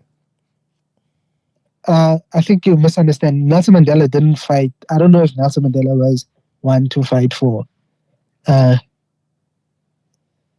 redistribution, or I don't know, reparations. I don't know what the words to say for it. Okay. Nelson Mandela was more let's have peace. And he was the prevailing answer over it. Whereas other leaders did argue for. But the ANC has a funny, But Nelson Mandela didn't have that same opinion prior to him going to prison. When he came out, he did 27 years. When he came out, he was about peace, right? Yeah. But prior to that, he had the Yes. same mindset as Winnie Mandela. This is ours. Yeah, but eventually the end of apartheid was under him and under his peaceful agenda. And even now, I don't know if you know, there was an election where ANC got under 50%. Yeah. So they had to get into a coalition, Mm-hmm. and they chose the peaceful route instead of the progressive route. Yeah. Yeah. I think we spoke about that last week or a couple weeks ago. Yeah. Yes. Oh, no. So even currently the ANC is choosing peaceful instead of, So sorry to keep holding you. I think for me, I kind of see it similar to the whole Israel-Palestine thing. I think you may get different camps. If you spoke to someone who's pro-Palestine, they may say, cool, let's get the two-state solution. Let's choose peace. But you're always going to get the others who say, wait a minute, why am I having to settle and choose peace with somebody who shouldn't be here, who's come and taken from me? You know what I'm saying? Yeah. And I think maybe that's kind of how I'm seeing it. Yeah, but you're also doing like, we're from the outside looking in. Yeah. And obviously from what you know, from the history of the place, we've got an idea of the place. So your opinion has been formed. Yeah. And clearly from this conversation, the people that live over there are not experiencing, are not, usually ain't having the same experience, if that makes sense. You know what I'm trying to say? Like, so especially from people from a certain age, so they're growing up and their lived experience, they're different. They're probably more accepting of the situation and see things totally different. Yeah. Just like how you can get all the outrage when Tyler's used colours and stuff like that. And over there, they're thinking like, what? You know what I'm trying to say? So this is just clear that maybe we ain't really got a grasp on the real situation. You know what I'm trying to say? That we're just using our thoughts and things that we've seen from the information that we've got. We've painted a picture. It's not necessarily the same picture if you're actually living over there. But is that an accurate way to see it? The reason why I say that is because, and I don't mean this to be in some sort of like condescending or sort of way, but it's kind of like our kids, right? We would say right now, or a lot of us would say, Britain's a racist country, or at least there's racist institutions. But our kids may not necessarily have the same experience as us. Just like our experience was the same as our parents. And as things change, right, they will start to see like, okay, cool, I'm the same as Billy and Sally. But then we will sit back and think, wait a minute, are you really the same as Billy and Sally? Can anything really change your mind to make you think your child is the same as Billy and Sally? You know what I'm saying? And I think that's kind of how I'm seeing it. Like, all these which may things, not be the best way to see it. All these but things are perspective. Britain's history is a racist. Britain's empire and country was built on racism. Yeah. And there's racist people in the country, and there's going to be prejudice and all these kind of things because just it's a multicultural place and stuff like that. And obviously, like systemically, there would have been things that I would have been victim to just through racism. But I'm saying my personal lived experience, I don't experience racism in this country. You know what I'm trying to say? So just because I know what I know and things are how they are, I get where you're coming from. But I wouldn't scream off the rooftop like, this is a racist country. This is what I'm saying to you. But then your parents may say, wait a minute, my son's gone mad. Like, why can't he see what I see? Because I didn't go through what they went through. This is what I'm saying to you. But there'll still be some of us amongst you in the same generation that will say, wait a minute, that's because you're not looking in the right places.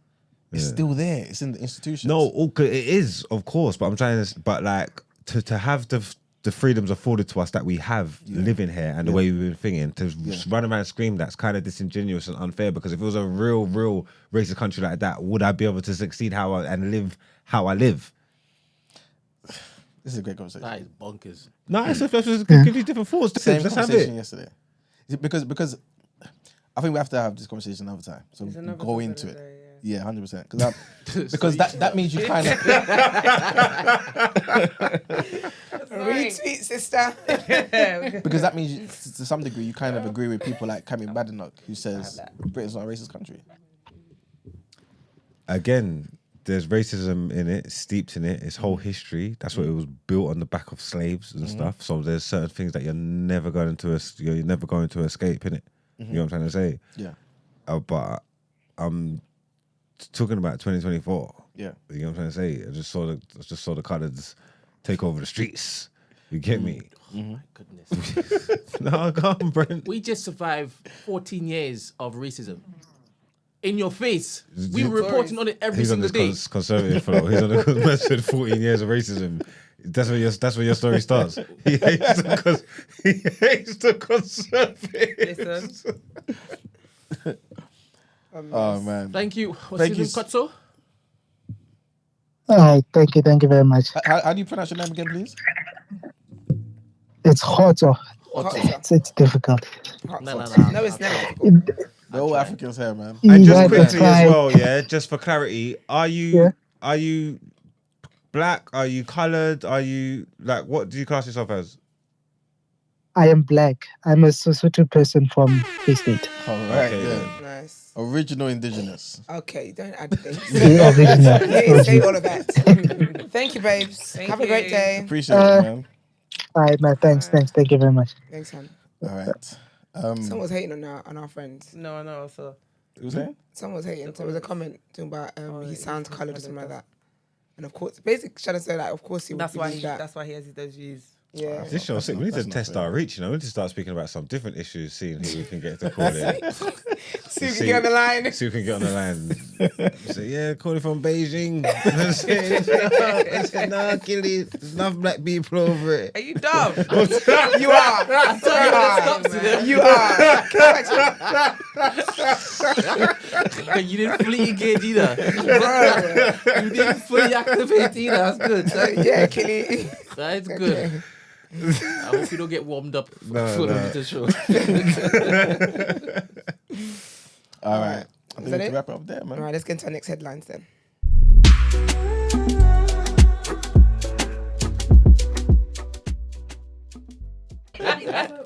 Then put the mic towards you.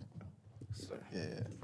Good morning to our wonderful guests. Our lovely guest. Morning, guys. How are you, my love? Morning, I'm good, man. It's a very Good. long drive. But We appreciate Where did you come coming. from? Croydon. Oh, girl, you had to Yeah, catch a passport. flight. You know what I'm saying? You had to Sorry. catch a flight. You see that area there? I visit there once every 5 years. If that. Croydon. Croydon's the culture hub. Girl, Of what? Oh, where? Everything. If you're from Croydon, it's your hub. But if you're from outside Croydon, For real. Nah, that's one area. When I see CR, please, yeah. When I see CR, I'm just like, yeah. All right, let's get into more headlines, yeah? So, US Vice President Kamala Harris has condemned the Kamala. loss. you said it right, innit? No, it says Kamala. I call her Camilla. I It's call her Kamala. Camilla. It's I can't like help it. comma. I was la. going to say Kamala. Yes, that's Ain't what, that she, just the accent? that's what she said it is. Hey, sorry, Kamala. Sorry, spokesperson. Sorry. You just told somebody you're going to pronounce his name right. You pronounce this black woman's name right to you. This is true. Kamala. This is true. Kamala. Thank you very much. Or is she even black? Oh, man. Move. Too early for this, man. No, because the other day Emmanuel, she was I No, Indian. no. Emmanuel, as you were. No, but you know he likes conversation like this because he's not going to ask you he is. I'm not going to say anything. But according to Trump, a few years back, She was Indian. Indian. Listen, that woman is popping and locking it on the stages. She's moonwalking. She's the black woman. All right. She's doing way too much. She's the black woman. All right, so the US Vice President Kamala Harris Thank you. has condemned the loss of civilian life in an Israeli airstrike against a school building in Gaza on Saturday. More than 70 people were killed at a building which sheltered displaced Palestinians. Ms. Harris said far too many civilians had been killed yet again and reiterated calls for a hostage deal and a ceasefire, echoing comments made by the White House. An Israeli military spokesperson said that Al-Tabin school served as the active Hamas and Islamic Jihad military facility, which obviously Hamas is denying. Speaking at a campaign event in Phoenix, Arizona, Ms. Harris said that Israel had a right to go after Hamas, but also has an important responsibility to avoid civilian casualties. Next headline, and US President Joe Biden said that he dropped out of the re-election bid because he feared the intra-party battle over his candidacy would be a real distraction for Democrats, and that his highest priority was to defeat Donald Trump in November. In his first interview since quitting the race, Mr. Biden, who's 81, said that he had no serious problem with his health. He blamed his poor debate performance on being sick at the time and brushed off concerns about his age and mental acuity. The US president pledged to campaign for Kamala Harris, saying that he was going to do whatever his vice president thinks I can do to help most. And our next headline, trigger warning on this one, and a man has been charged in relation to a shooting in Dalston, which left a 9-year-old girl seriously injured in hospital. It comes after the shooting at Evian Turkish restaurant on Kingsland High Street in East London, just before 9:30 p.m. on the 29th of May, while the child was eating dinner with her family. The shooting left the 9-year-old girl seriously injured, and months later she remains in hospital but is in stable condition. Javon Riley, who was a 32-year-old from Farnborough, appeared at Westminster Magistrates Court on Saturday, charged with 4 counts of attempted murder after being arrested on Friday in the wake of a vehicle stop in Chelsea Embankment. He's now been remanded in custody and is scheduled to appear at the Old Bailey on the 6th of September. And that's it for our headlines. Time to pay them bills. Okay, let's get into some word on road.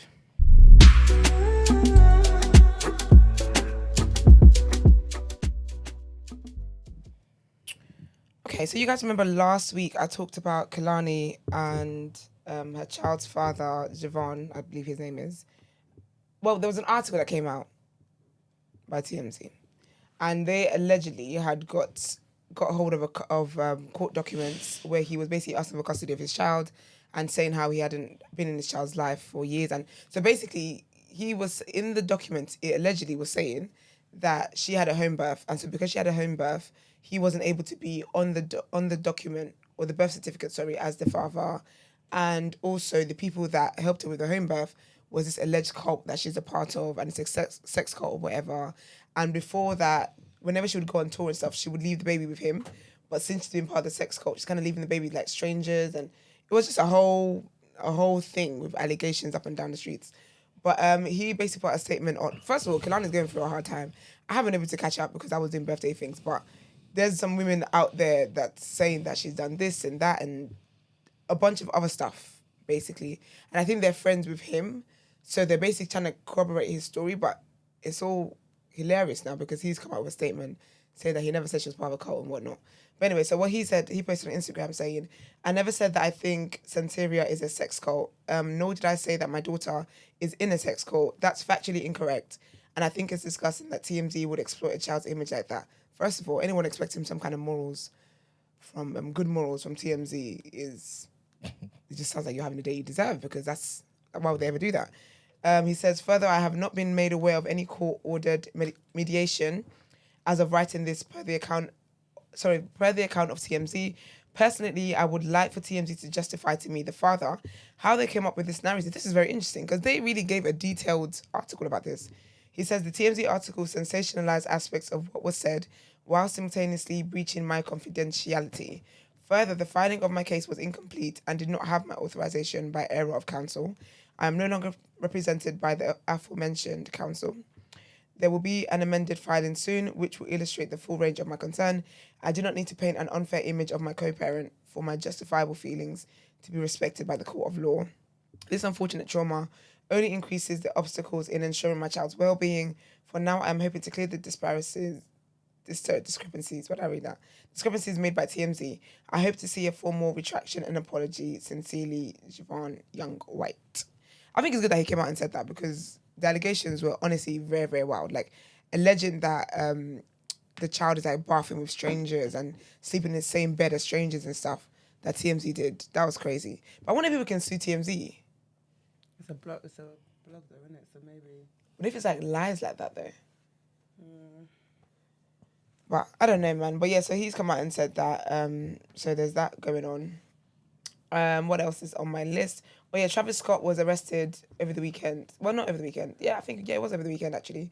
He was arrested in Paris for fighting a bodyguard and hotel security. He has been released now, and there's been no charges against him. Obviously, when he was arrested, so the Paris authorities have said that basically they've lifted, and all the proceedings essentially against him have been terminated because the incident wasn't that deep. If it wasn't that deep, why did you just not get like 3 police cars forcing his head into the car and whatnot? Okay. But anyways, when this happened, people had like zero empathy for the man because of the comments that he made back in 2014 about Mike Brown. It's Mike Brown, right? Yes, Mike Brown. Where basically he was on Hot 97. He was saying how like, he said he's angry. He said, "I'm kind of angry." This is what he said. "I'm kind of angry. So many black people are acting like fake activists. I'm not saying," as he was talking about Mike Brown, deserved to get killed, but I'm not saying that he didn't deserve to pay for the consequences he probably inflicted. He says that the problem with black people is that there always has to be a disruption when something like the case of Mike Brown happens. You know.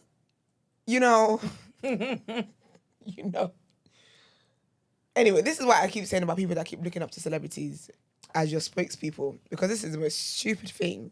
I didn't even know he said this, but this is the most stupid thing I've ever heard in my life. Like, ever in my life. Anyways, so people had zero empathy and zero compassion for him because of what it was that he said at the time about Mike Brown. But he's out now anyway, and all charges have been dropped against him, so there's that. Speaking of jailbirds, Nelly, which I think is so embarrassing. It's childish. So embarrassing. A woman gives you a chance, and this is what you're doing. Anyways, Nelly was apparently arrested. Not apparently, he was. Allegedly, anyway. But it was arrested for possession of ecstasy. Isn't ecstasy like a party drug? I believe so.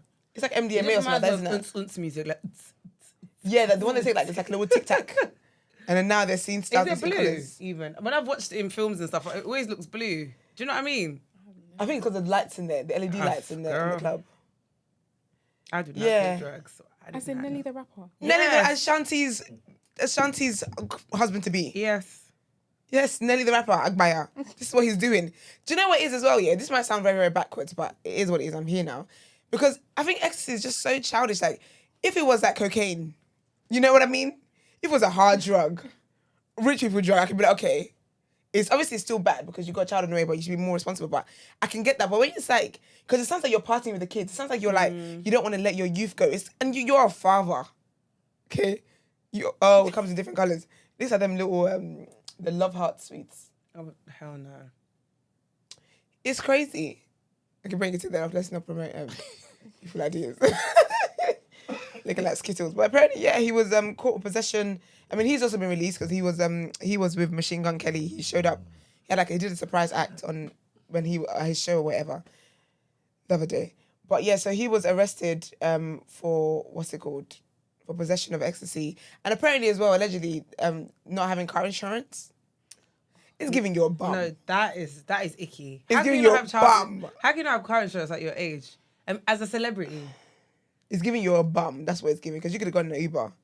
So anyways, I'm sure, we all know Ashanti is strict, so I'm sure he got an earful, but hopefully he doesn't have to like face jail time or anything. Like, I'm sorry, but you can't do what you did with that woman all these years and then make her a single mother because you don't know how to act right. Nah, that's just, so I'm hoping that he might get, I don't know if he's ever been in trouble in the past before, but hopefully he gets a slap on the wrist or something, like a little community service. But there's no way he can go to jail and leave that woman to raise that child by herself. That would be wild. But yeah, so there's that. And actually, this is very sad, actually. My next news is about Nev from the Catfish host. Nev Schulman, I believe his name is. But basically, he put a post out on Instagram yesterday, and he was involved in a bike accident and broke his neck. He's recovering now. He's able to like walk and stuff like that. It was so sad. So basically, on the thing, he put a trigger warning. He said, the following slides contain images of medical trauma and severe injury. If it's unsettling, he understands, don't swipe. But you know, the saddest thing is, because this is what I always think about, like, having children and stuff, yeah? Because my thoughts about having children just stretches very far and wide. I think he was meant to pick up his child from school. And they'd called, left a voicemail. So he had, like, the transcript, the screenshot of the transcript that the school left. His child was in school. This whole time, he's passed out in a hospital bed. I find stuff like that so scary. Because obviously, like, the poor child wouldn't know. It's just stuff like that really, really freaks me out. But anyway, yeah, he put the story out, so I'll read it quickly. He says, I went fishing with my family on Sunday. It was incredible, my son's idea. One of those days that just work. We found an available boat, thank you, Captain Ben, and caught all kinds of fish, most of which we threw back because they were too cute. Especially the puffer, it was magical. A day full of love and wonder in the way only calm days in nature with family can be. Monday was not a day like that. Monday was a day where I learned what before the accident really means. And Monday gave weight to just how lucky I was to have Sunday. It's true what they say, life can change in an instant. That freaks me out as well. I never made it to pick up my son from school on the bike. In fact, in some ways, I'm glad I didn't. I was alone on impact. Me and the truck, him. Me and the truck, and then I guessed the pavement. I was alone and unconscious, and then conscious. Maybe I was fine. I wasn't. Maybe I can still do my long run on Thursday. I couldn't. I broke my neck, C5 and C6 to be exact. Stable fractures. I'm not paralyzed. My hands were a question mark. So my hands were a question mark there for a minute. But the human body is incredible, and so are humans. The incredible knowledge and care from everyone in the medical community has been so remarkable. Starting with the EMS and onto the Southampton emergency room and the Stony Brook ICU, it's hard to feel sorry for myself when I hear from the doctors about how many people with similar injuries will never walk again. I'm lucky to be here, alive, standing and hugging my family, projected to make a full recovery, and I'm really starting to understand the meaning of gratitude for the big and little things before the accident and now everything moving forward. We hadn't planned on fishing last Sunday. This happened last Monday. And my instinct was to say no to scramble planning a day trip. But looking back a week later, I'm so glad I said yes. I'm very happy and very grateful to God that he's alive and he's well and he's making a full recovery. That's so scary. That's so scary, but thank God he's fine. But yeah, man, that's it for Word on Road. Let's get into people's journal. Let's get into the interview.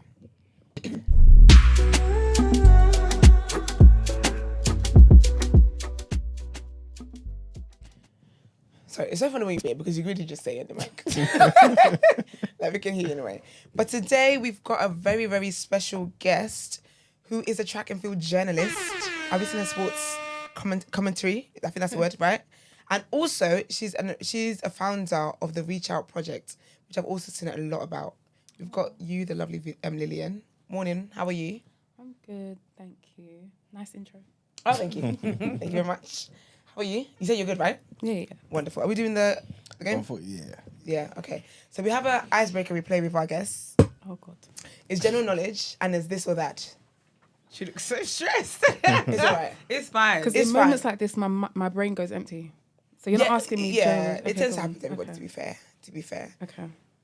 Yeah, so it's a general knowledge questions Mm-hmm. and it's this or that. You have a minute to answer as many as you can. We are keeping scores. So we've got a leaderboard. No pressure. No pressure whatsoever. Oh, and you're doing this over 140 beat.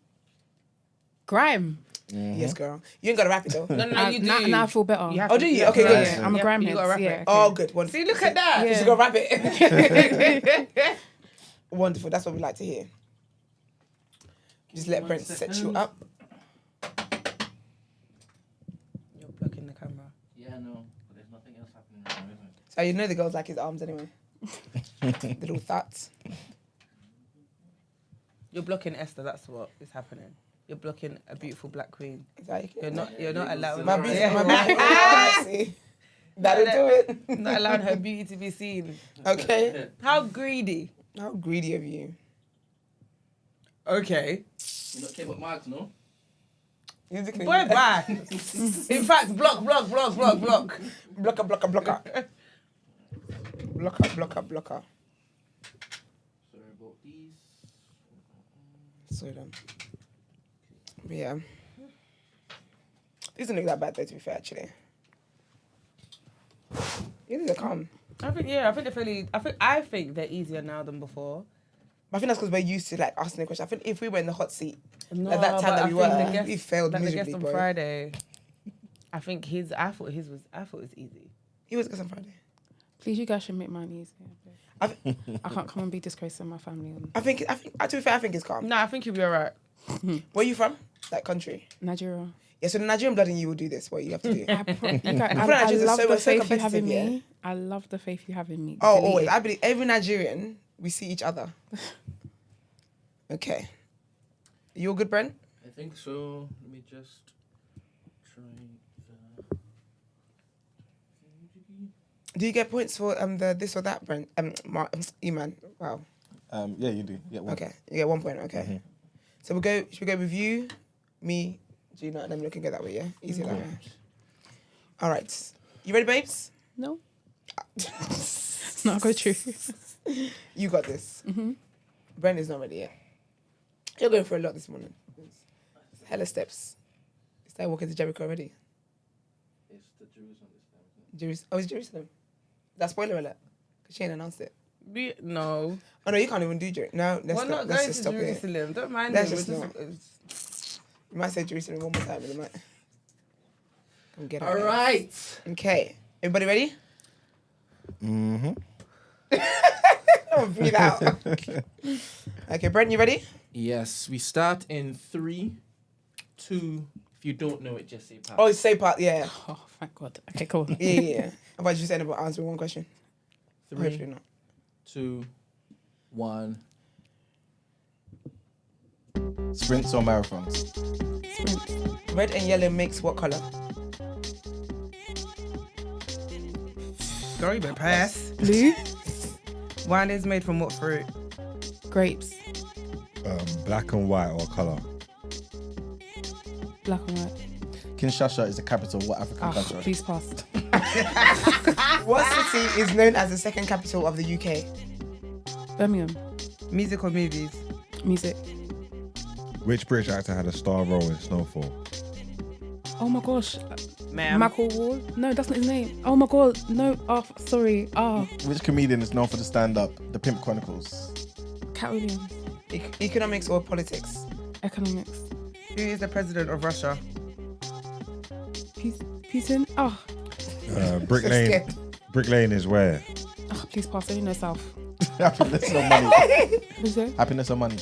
Happiness. Finish this sentence. The government is. Shit. There we go. That'll do it. You got that one. What's the capital of what? The, Congo, Kinshasa. oh, I never knew that. I was never gonna get. And it's Damson Idris. Yeah, That's literally. his name. And Yeah. I've super watched Snowfall. She said Michael Ward. But I feel like I That's know so why you racist. went with No, that. it's racist. Because it's It's like, racist. No, because yeah, it's Young right. black It is man. racist. If It's a white racist. person said that, Yeah, we'd be that's like, mental. no, Yeah, it yeah. depends. no, girl. You also said red and yellow make blue. It's orange. There's orange. Oh, I was never gonna get that. What makes blue then? Green Red. and yellow. No. But do you just Uncool. know that? You just know that. Because it's the primary colours. Oh, And secondary. Oh, it's red and... No, red and yellow does not make orange. Yeah, it does. Red and blue makes orange. No, red and yellow. as in this is something that people know generally. So what makes blue? Yellow and blue's green. purple. Red and blue's purple. Yeah, I know Red that. and blue is purple. Okay. And then red and yellow. So what makes blue? Since you got your fucking Blue degrees. is a primary color, right? Oh no. I think blue is a primary I color. don't even know what primary. So you Yeah, can't but it's make all blue. yeah, blue is a primary colour. Yeah, It's blue. so that means you can't make it. It's just Yeah, exists. yellow and red and yellow make orange. What makes blue? Stand on your convictions, Max. What did Right, you what say? did I say? You said You said green and yellow. Blue Well, is... don't blue and yellow make green then? Blue can't be made. okay. It's fair. a true primary colour. Oh, so blue and yellow make green then? Blue and yellow make Yellow. green. Yes. Blue Yeah. and yellow. Okay. Okay. I missed that in school, you know, when you used to actually get like the little tester and you paint them together and you see what it makes. Obviously, if you do too much, now you're always making burgundy. But that's not the assignment. All right, lovely. Can you let our lovely listeners please know what it is that you do? Well, my day job is accounting. I'm an auditor, but on the side, Okay. yeah, we're not liked. From the Yeah, we're Bible not times. liked. We're not liked. When I go into firms, we're not liked. So that's the right sound. But on the side, I started a platform called The Inside Lane to kind of amplify and push black athletes into the spotlight because I don't feel like they get that much shine. Been a fan of athletics for years and years and years and years, and for the past 2 years I've been traveling to different track meets, doing like post-race interviews, helping them produce content and just trying to get people to like and love athletics, like how it was back in the day when everyone used to do track or be part of like a track club. Yeah. But yeah, that's mainly what I've been doing. Well, she was glad that running clubs are back in play. I mean, yeah, yes. I think it's, from a fitness side, it's fantastic, but it still doesn't make people watch athletics. Okay, fair. Yeah. Okay, so your goal is to get people to watch and actually engage. With it. Yeah, literally. Why do you think that is that people don't engage with it? I don't know. I feel like there's just been a big shift. I don't feel like for the younger, and I see it with the kids that I mentor as well. Like there's not that push to like be in a track club. Like that used to be the thing that was in like from primary school, secondary school. Everyone used to run. Everyone used to do that. I just don't feel like that pushes in schools anymore. And from a watching perspective, there's no marketing. No one knows when anything is on when it comes to athletics. Athletics is all year round. Oh, really? Okay. Yeah, but people only think it's I Olympics thought or it was maybe World Olympics. Champs. Yeah, no. And people. It was just Olympics. But then do you think that because back then, like with school times and stuff, there wasn't that many sports that was being done? Do you think that's why? Probably. Because we did used to run for our lives as kids. I feel like that was the easiest sport to do. But I guess as you go older, then you start to learn other different sports and stuff, and I guess different. Maybe that's why. Do you also think it's based on like, also like, running? Although it's the easiest thing to do, I think it's very hard as well. If you get what I mean, 100%. like not everybody can run as much as it's the simplest thing to do. It takes a lot of skill and talent to be able to run, which is probably why I think maybe a lot people don't really draw to it as much. I'm just thinking for me, like, because I feel like I feel like it's easiest because when you're younger, like kids love running about the place. So it's the easiest thing to make kids do. But then when you bring the skill and the talent and like the discipline, because it takes discipline. Yeah. Maybe that's why people fall off then. But even like in schools, we used to go for like competitions. That's not, it's not the same anymore. we used don't to compete like against schools and do nah. stuff like that. We used to have from primary school. We was beefing the other primary school down the road, like because they was always getting us indoors. Like it was a thing. It was a proper thing. I'll never forget the name of the schools or Ravenbourne. Screaming, no, the beef. Literally, Turns to adulthood. literally. Like it was so sick, and I think the culture as well. Like we were heavily invested, and I feel like we also had like athletes that we could relate to. Well, we were seeing them. So we were seeing the Olympic Christies, we were seeing the Dwayne Chambers. Like we was like, do you know what I mean? That looked like us, that represented us. And we don't really get that today. So what do you think has to be done then to get that back to what it was? Investment. I think marketing wise, people need to know what's on, but also the athletes need to market themselves better. Like people need to see who they are personality wise. I think we're in a time where people are buying into who you are as a person. Yeah. And then we run with whatever it is that you're doing because we support you. Athletes don't, not that it's their job, but it's the time that we live in. Everyone's got to adapt. And I don't think our athletes have done that. And they're all dead though. As in the UK ones. Yeah, they're meaty. No, because we really we want to support the good ones. No, do you know why Like, I agree that's with why- what he's saying in the sense where Olympic like, Christie was a top boy. Like we need some top boys that we can. I was gonna ask you right Support, now. you get me? Is like I couldn't name you. I don't know anyone right now Serious? that like. I feel like the ones I know are not. They're probably not they're running they're not anymore, from here. or they're probably not running anymore. We've got Zarnell Hughes who medalled last year. Oh my God. We spoke about him. He got the fastest time, right? In was it last year? Fastest European time? Yeah.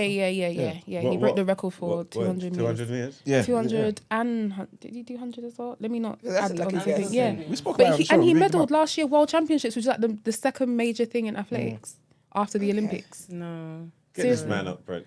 Oh my God. What's his name? Zarnell Hughes. ZHARNEL. Then Hughes. Yeah, I feel like the runners I know are not even from the UK. Like, I know Usain Bolt, obviously. I know Shikari, obviously. Yeah. I know what's that babe that Does couldn't Shelly get Ann in? still run? Shelly Ann Shelly-Ann. Fraser. She does. This is her last Olympics, and they But just that's did what a she didn't do dirty. it. Yeah, they She did. got She did. something, right? Yeah. Yeah, because they didn't let her in to train, to warm up. Yeah. Who's this? Zarnell Hughes. No, He's sorry. from Pick up him though. Absolutely not. Yeah, he ain't got it. Okay, I you didn't can't say say that. that. That's how I didn't say that. As in, I've never seen it from my Seriously, life. we said someone got the Okay, Brent, fastest allow it, Europe man. record. Yeah. Yeah, I don't know runners anymore. But I guess it's the marketing you're saying though. Yeah, like it's partly his fault as well because he didn't grow up here. He's from one of the islands that colonization, all of that stuff. But so he's not done much to kind of like Push himself relate, out here. and relate to us. He's never here. He lives and trains in Jamaica. Do you know what I mean? That's when you're Jamaican, brother. Yeah. Yeah, but he's still flying our flag. We got a medal 2 days ago in the 4x1. The relay, yeah. Yeah. That's all The right. only person that and it's annoying because I don't even remember his name, and it's even bad. So there's a guy who was an accountant. You know what I'm talking about? Yeah, Eugene Amadadzi. This is it. It's the You're only really person I good. know. You're great. It's the only person I know because She knew that from accountant. I saw his story. Yeah. Because he's an accountant and just basically He taught pushes himself. that. Yeah. Yeah, he was self-taught and recently. When is decided to Brendan just- supposed to come up here or something? He was meant to come up here. Oh yes, we're meant to have him up here. Yeah, and that's the only person. Because he's Yes. putting his story out there. Like Yeah. he's proper trying. Yeah. They didn't pick him for the Olympics this year. Oh, Though. they didn't. No, he didn't qualify. Was his time slow or something? His time was he had a slow, steady season, but he should have been in the relays, in my opinion. Oh, really? Yeah. But big up him, man. I'm Big up glad him, you guys though. know. Big up him, man. What's his friend Kwame? Kwabena. Kwabena. Oh, Say I that remember told his us about friend, him. right? Yeah, one of his friends basically called up to let us know about him. And that's And that's how we found out about him. Oh, God, real that's friend. sick. That's sick. Okay, that's interesting.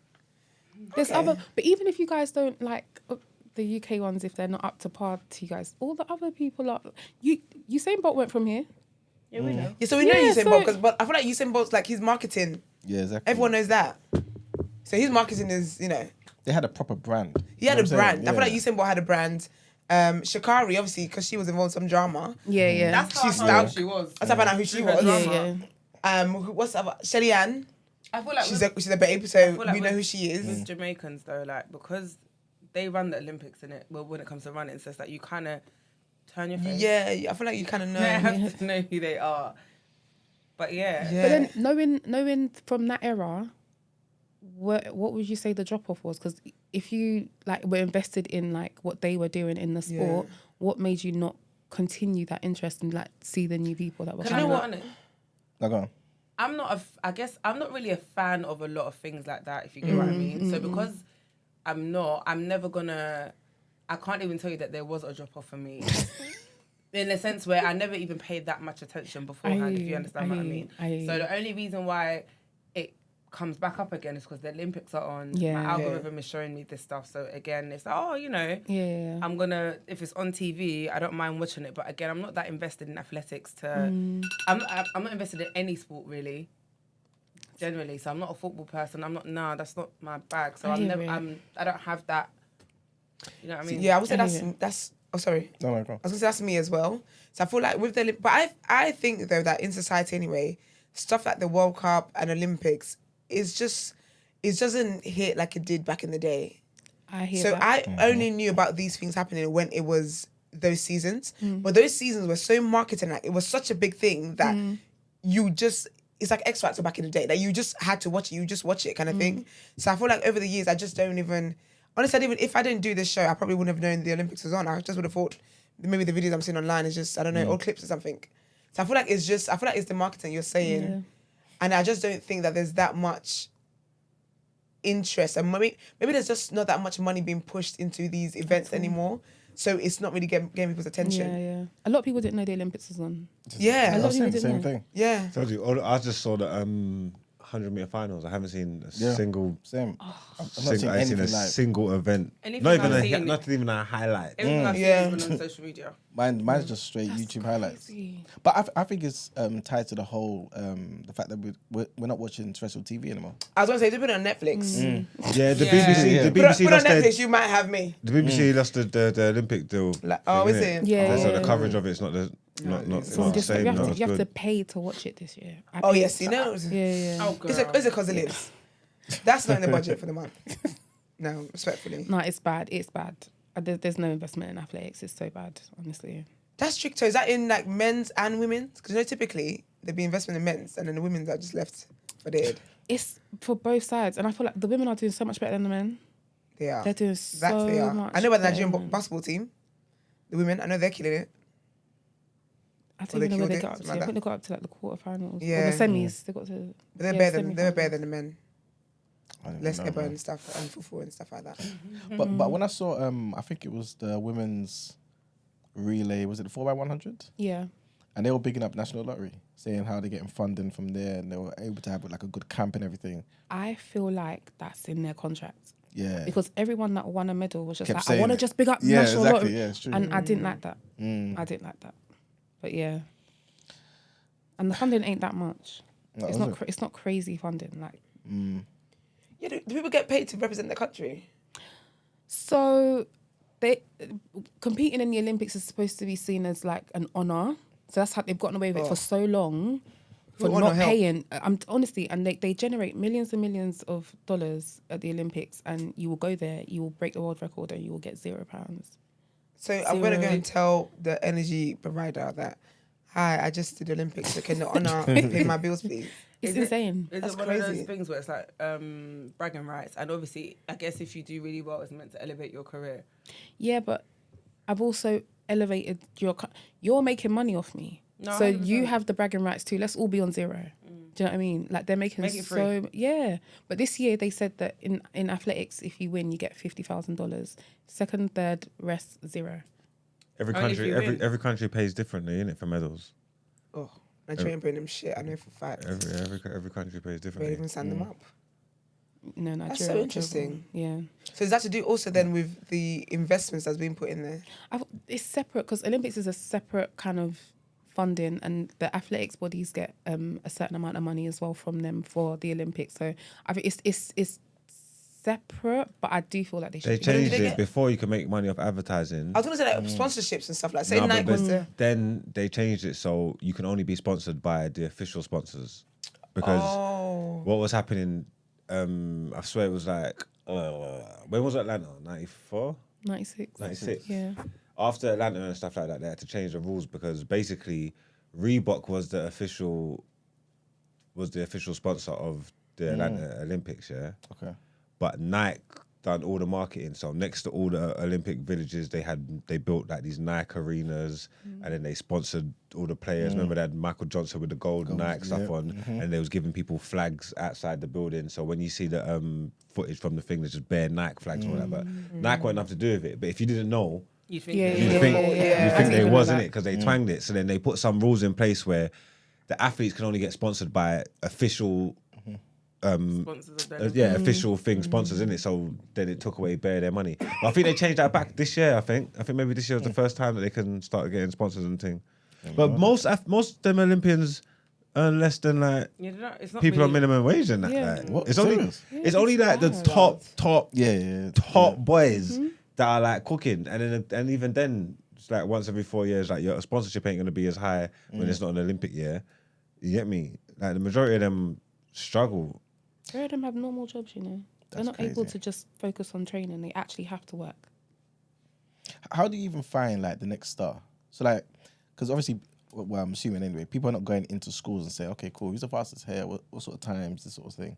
Because the fact that the accountant was able to be like one day, you know what, I can run fast. Let me try this. Why wasn't he scouted 10 years before?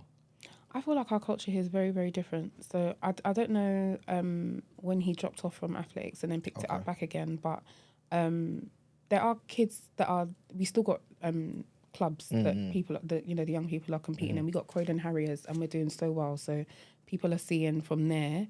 And then a lot of our athletes are then going to America to then do uni because we don't have that infrastructure here. So over there, it's like college sports.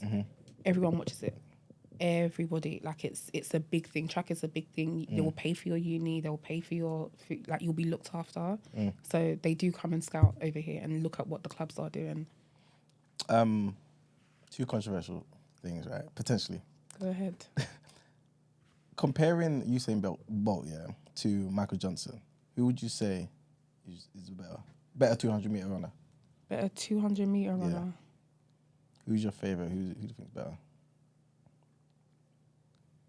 And you But guys I as feel well. like that's not a controversial question. Okay. Usain Bolt's faster. But is it because this is his time? So basically, if he was running during Michael Johnson's time, I know it sounds weird because time is just time. I get innit? you. I get you. But like, for me, I feel like Michael Johnson's like the greatest 200-meter runner because I feel like his time, the record that he got for his time, apparently they didn't expect anyone to even get that sort of time until like the year 2050. So obviously that's testament to how great Usain Bolt is as well. But Usain Bolt only beat Michael Johnson's time by 200ths of a second. Yeah, and that's a big gap if they're in the same race for sprinting. But Usain Johnson beat the last person before him by like, A huge amount. you know what I'm saying? Yeah. So I don't know, like, yeah. I'd pick Usain Bolt. I'd pick Usain Bolt, and I don't feel like we got the full running through the line Usain Bolt. I feel like he could have done more. Serious. Yeah. He didn't. If you look at his races, he's never powered through all the way through the line. So I feel like, and then injuries got him, and then he went. Yeah. So he just focused on winning. And the next thing I wanted to ask you, you know the whole controversy in Olympic boxing with Yeah. Imam Khalif. Yeah. What's your position on that? My position on that, because it's similar to Caster Semenya. So I've written a lot about Caster Semenya. Okay. My main issue is how she's being treated. So regardless of what her sex is, personally for me, I don't feel like we should ever have access to any results. It's not our business. And I feel like there's a duty of care that neither of them were afforded. On a basic level, that's still a human being. Yeah. And the way that people are talking and the words and the abuse and all of that, I don't think she deserves that. Yeah, agreed. But I also don't know what the solution is in terms of competition-wise. It's such a layered it's such a layered issue because where we say high levels of testosterone is linked to increased performance, I get that. Yeah. But there's so many other things that contribute to like elite athletes being elite athletes. Yeah. We see it in swimming, we see it with endurance athletes, long distance athletes, we see it with people like Simone Biles. There's so many things that contribute to them being great. Yeah. So like, and also for men, so like with Caster Semenya, they said, okay, you need to put your testosterone to this. We put the cap at I think it was like 5, whatever measurement it is. But for men, there's no top end. So Usain Bolt could be racing a Sapphire Power, and his testosterone levels could be off the Richter scale. There's no limit for that. So I don't get why we're just. That's the one thing that we are Hyperfixated on. Yeah. That's what bothers me. But on a bigger level, it's just how they're being treated. But I don't understand it and I don't get it. It's evil. It's so evil. Is she a biological woman? I believe so. I don't know. I've not read or seen. All of it's all spec, No one's actually really seen anything. So would it make a difference to you? If what? If she wasn't a biological woman. Yeah. Because she's talking about the duty of care. She's talking about like her thing is about how they're being treated and how they've been talked about and stuff. That's great. Is man allowed to punch out gal in the Olympics, in your opinion? No. I think No, but no. Sorry, no. Don't. You know what I hate? No, wait. I hate when people ask respectfully a stupid question, then they try and drop mic. Yeah. Because Yeah. of course, Yeah. in what world would Would I anyone want to say say yes? man? It always wasn't fights because No, if but she wait, thinks don't drop mic. if she Hello. thinks that is a biological man, but it's still talking about the duty of care and talking But about she it's doesn't think layered it's a- and all this kind no, of. but I didn't she's know. a That's why I biological- asked. do you That's know- why. She's a I biological- asked. But do you know that she's a But the biological thing is, man? I don't. No, think, they're saying she's a biological woman. Exactly. So then why did you ask the question? Because some people don't know. There's misinformation that's out there. When the fighter first got made aware to us, there was moving like she was trans and that, and she was a biological man. But even Thing is, but if the she whole, was, the but I whole think trans argument and stuff like that. That's how a lot of people, even the way they still talk about her, still think about her. That's Exactly. how people are still talking about her. But I get why that. you said whatever you said, and I asked because I was wanting to see if it would make a difference whether she was a biological man or not. But it would make a difference in your opinion, because that would make a difference in most. It make a difference in my opinion. But you then you said that she's a biological woman. So then the questions doesn't make a difference. doesn't make a difference. But the thing Yeah, but I is, no didn't one's know- arguing here though that as being trans, it's fair. Because I don't think it's fair. Like, I don't think that's what people are arguing though. No, it was just in the response. You were saying, because like I said, I didn't know what type of information you had in it. Like I said, that's information that's out there. That's what opinions that's out there about people. And even if that's the opinion that's out there and you sharing it and you're of that opinion, just to come around and say, oh, it's a layered subject and it's this and it's that and it's that. I just need to see where your mind's at. Why is it so layered? Is it, like, because it's pretty open and shut. Like when I say it now, you're saying it's a stupid question. It's a pretty open and shut case to me. Yeah, but the reason she gave is why it's not open and shut case. It's It's why not- there's yeah. layers. Because she was saying how with women there's a cap that you can. Let's say, for example, 5. But then when it's a man, say the man has one of Usain Bolt's people that he's competing with is on 5, and Usain Bolt's on 15. There's no conversations there. Yeah, again, But then that's it's not still- layered. That's open and shut. They're mugging this. What's homegirl called that you said the name of the runner girl? Caster Semenya. and she's a woman. So whatever testosterone she's got, whatever that's God's given, that's her business. but She's a woman. She should be allowed to run with the girl them. But she's not. That's the issue. Yeah, I know. But what I'm trying to say is that should be open and shut too. So wait, so Casamania is not even allowed to compete now? No, not when I say not allowed to compete, that they've said that you can only compete in these certain events, which aren't the events that she's trained her whole life for, which doesn't make sense. Like the honestly, like I've read through all of like the verdicts and the testing, all of that stuff. What they're saying, she does 800. They said, oh no, your high testosterone isn't gonna affect you doing the 1500, so go do that. Which don't make sense. If your high testosterone should impact all the events you're doing. See stuff like that. Yeah, I have a problem with, because then it sounds like you're being discriminatory towards this black woman, right? Because if she's not allowed to do what she trains for, things of that nature, Iman Khalif shouldn't be boxing. I don't think that's fair. Or at least tell Iman Khalif to box in a higher weight class then, or do judo. You know what I'm saying? Because why are you telling Cousin Semenya, who may have this same sort of condition, that she can't do the race that she's training for? That doesn't make sense. They said that it's she's either it's right or it's wrong. It's insane. They said that she's got to take certain drugs to bring down her testosterone, and then she can do the 800 meters. And there's no care of like That's not right. what that's gonna do to her body, because it finished her, which is why she don't bother. She don't bother no more. That's not right. But and I think the issue with the boxer is that there was so much misinformation on the internet that it was so crazy. They were calling her a trans woman. Yeah. That doesn't make like I don't get how we got there. And that's my thing, because I feel like even if she was a biological man, it doesn't say we found out by chance she got a biological man. She was a biological man. The duty of care was still like it's still all of that still wasn't warranted. All the abuse and all that kind of stuff, it still was very undeserved. Do you get what I mean? Yeah. But I think that's a woman anyway. I just think that the other person was a sore loser, and that's my story. I'm sticking to it. I agree with you in that. I think the woman was trying to make a point. When I think she was doing too much. The two punches to the head. And I think that she further fueled to the hate. And I actually think she should apologize. I don't know if she has or whatever, but I think that she knew what the narrative was going to be, and she I feel like she really, really like she zeroed in on what she knew the narrative was going to be. Yeah. She's insane. I think she she's took crazy, 2 bangs so- and that was the end of it. She's insane. She did it on purpose. She did. She did. on purpose. Well, you're never going to box again. We're going to sit down then. Bruh. We'll get a 9 to 5 like the rest of us. What are you talking about? 100%. She knew what she did. I think that was really, really that was really, really piss poor on her end. Yeah. Out here doing guarantees. Just to these dumb rules, the whole athletics community, they gotta look at, like, rethink about how they're dealing with this. You know what I'm trying to say? That information shouldn't even be allowed to be out there. Like, why are you spreading? She was 18, you know. She was 18. Who? And they Casa Semenya, Okay. when they exposed everything, she was a child. Like, it's That's insane. so horrible. It was It's not right. disgusting.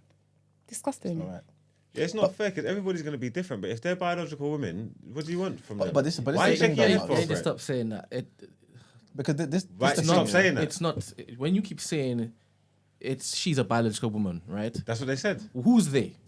I don't know. I read the papers. See, this is what I was going to say. You Yeah. sound like Because the writers. this is basically what I was saying last week. So are you trying to say she's not? It's What not is as cut defined and as- dry as that. One second. She has One second, man. DSD. She had DSD. She has what? DSD. DSD. The What's same that? as Difference Caster in Semenya. What's that? Okay, but Caster Semenya is a woman as well, though. She has XY No, chromosomes. don't make your face. This is what I'm trying to say. Give me the information. Tell me I now. will She has send you X- the information. Don't tell it me. This is the I will information. send you the information. The information needs to be Send public. the information platform. There's an information right platform. Now. There's a news platform. You decided to open your wide mouth and say that she's a biological woman, right? So I say she's not.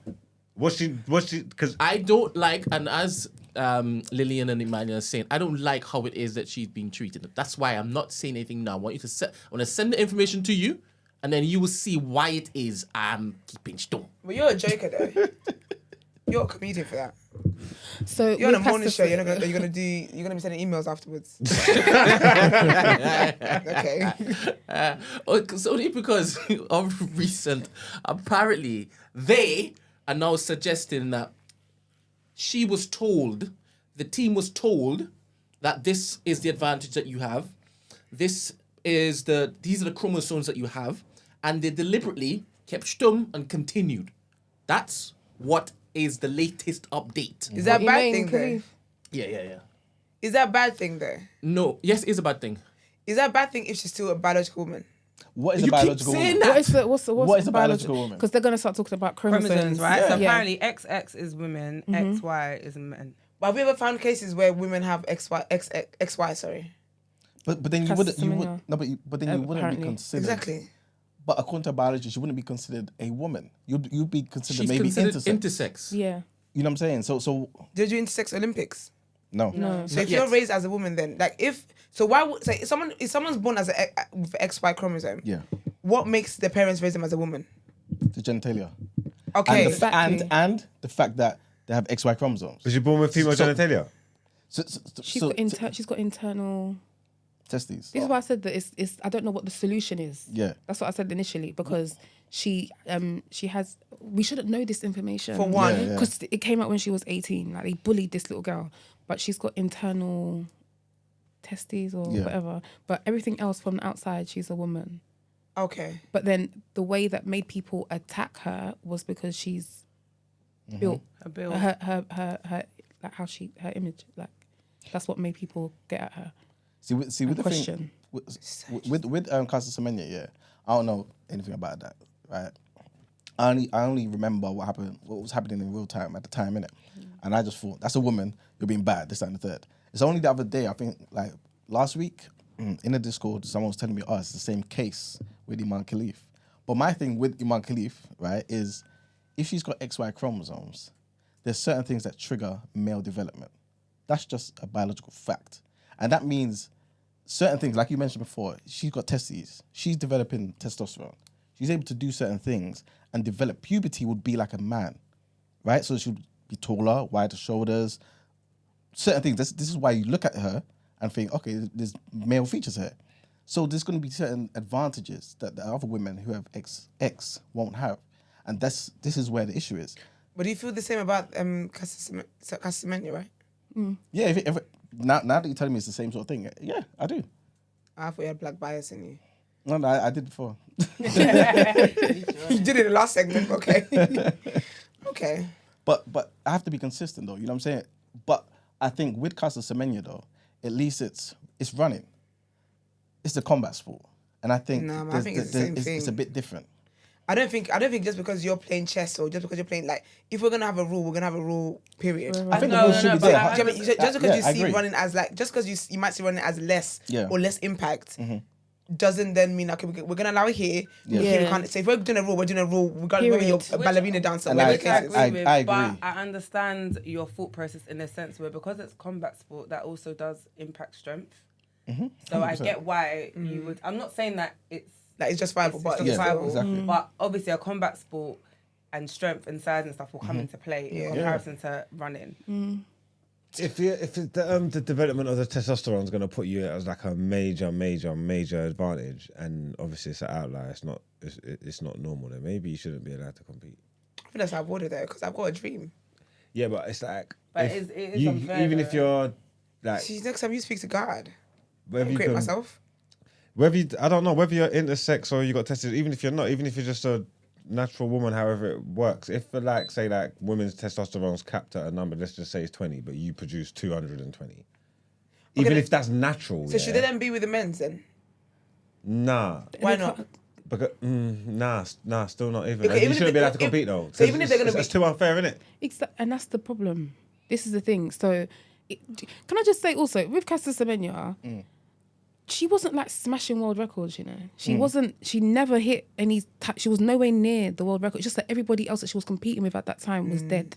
So there was a mad gap when she was winning the 800. Imagine. So the times that she's hitting, she can't compete with men.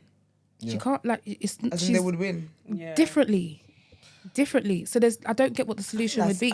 You're saying someone that, bear in mind, she's coming to this champs not knowing anything about anything internal, nothing. This is all Oh, that it's she's only known. found out, like, yeah, then. So they don't do tests for them when. Yeah, and even the test, I'm just like, how are you?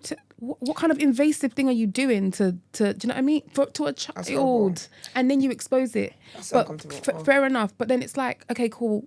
She can't compete with men. She's got times that are nowhere near the men. So then, what's the solution? You're saying that's it. Your livelihood gone, done. Like, I don't get it. Or take drugs and then compete. Take drugs to lower your testosterone, and then you What's can the side compete with effects of women. that then? Insane. Yeah, exactly.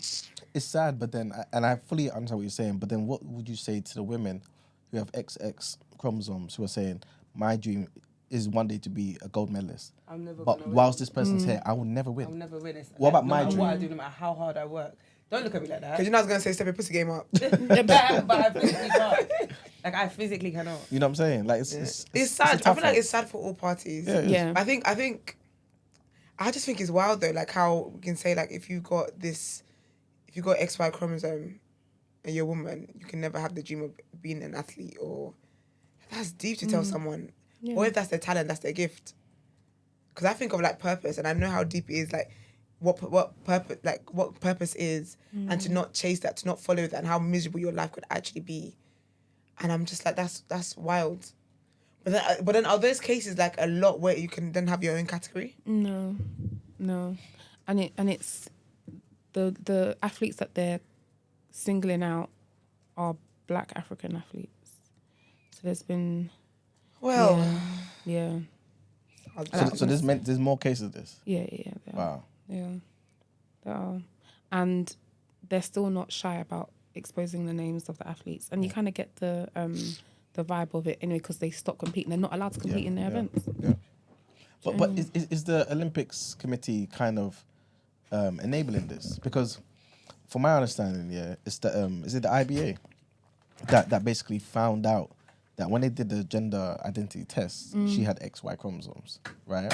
And they told the IOC and said, "Yo, she doesn't have XX chromosomes. Do with that information what you will." You know what I'm saying? And then they've actually invited Iman Khalif and the other lady from Taiwan to actually appeal the decision. They said, "Listen, we'll pay for it, all that sort of thing."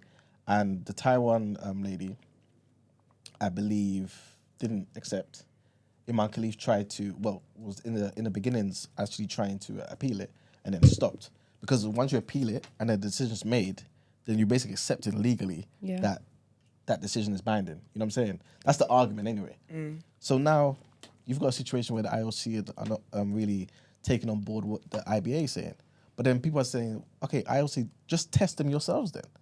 If this is a situation, just test them. Because otherwise, are we potentially going to get into the realm of what you choose to be is what you are? Because again, I'm asking in chat, like, what makes a woman a woman? Oh, she was born a woman. So what the doctor says and what's in your passport?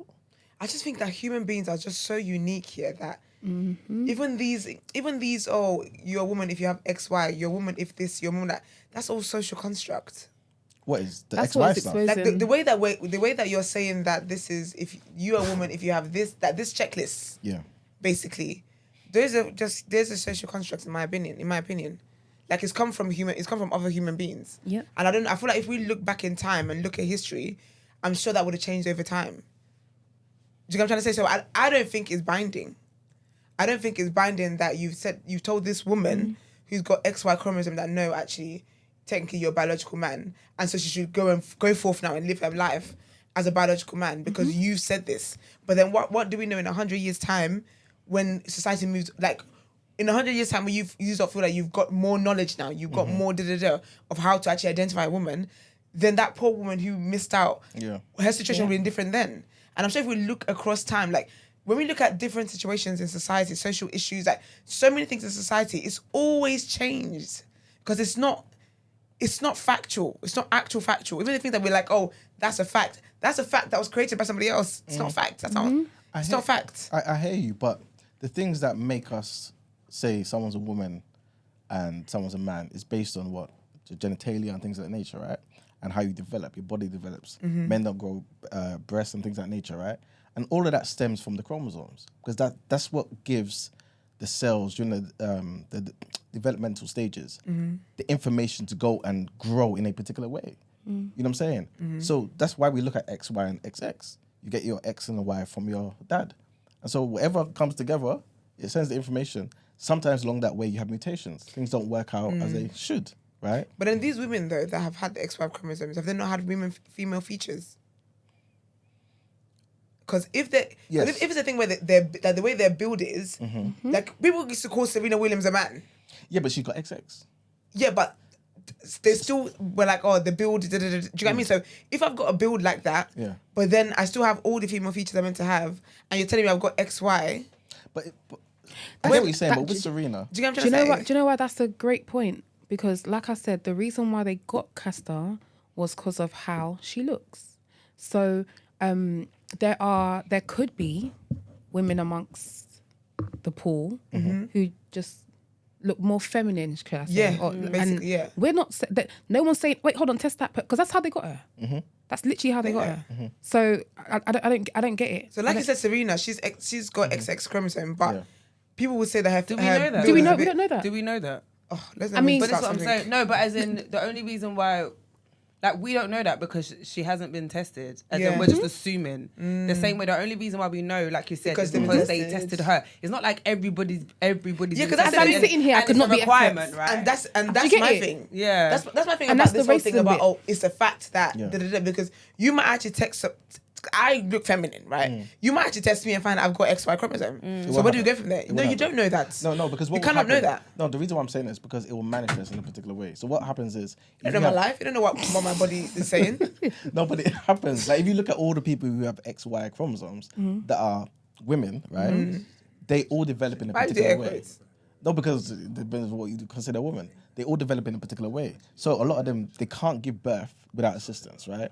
Their breasts won't be in the same way. They all have testes inside. They all during puberty develop like men. Like it's clear. It's clear. But you know what it is though? It's clear based on the examples that we've seen. We haven't tested the entire world, and that's always that's the point that I'm making is that we cannot say actual factual that every woman that looks a certain kind of way has XX chromosome or whatever it is, because it could be possible that there is a woman out there that looks that you would say, oh, she's definitely got XX.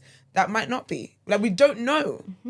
What the girl? The information you have is based off the things that you've, like, the few people that you've seen that this has happened to. We cannot speak for the entire world. It wouldn't be a few people though, because remember, How like many people have you seen with like this? not me personally, but But that's what I'm talking about though. Yeah.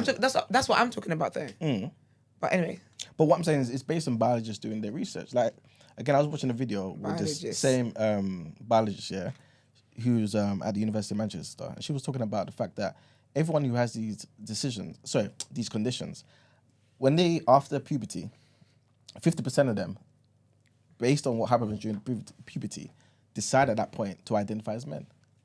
So it's literally at that point you can just choose, because all of them have the capacity in some ways to kind of show male and feminine features. It's just how it is. So you wouldn't really find or ever find somebody who's intersex that develops just like a traditional woman. You know what I'm saying?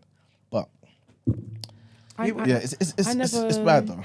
I wasn't exposed to any of this until Caster Semenya. Like, I didn't know, do you know what I mean, about anything about intersex athletes or intersex people in general. So I feel like that's where, I guess, the issue lies. We thought that it was just men and women. That's it, done. And this is my thing. So like, we're always going to discover new things, and we're always, so that's how I find it interesting that sometimes we say things that's like it's actual factual, and it's like this is now the law. Yeah. When we don't know, like even these biologists, who have they tested? Oh, which race of people have they tested?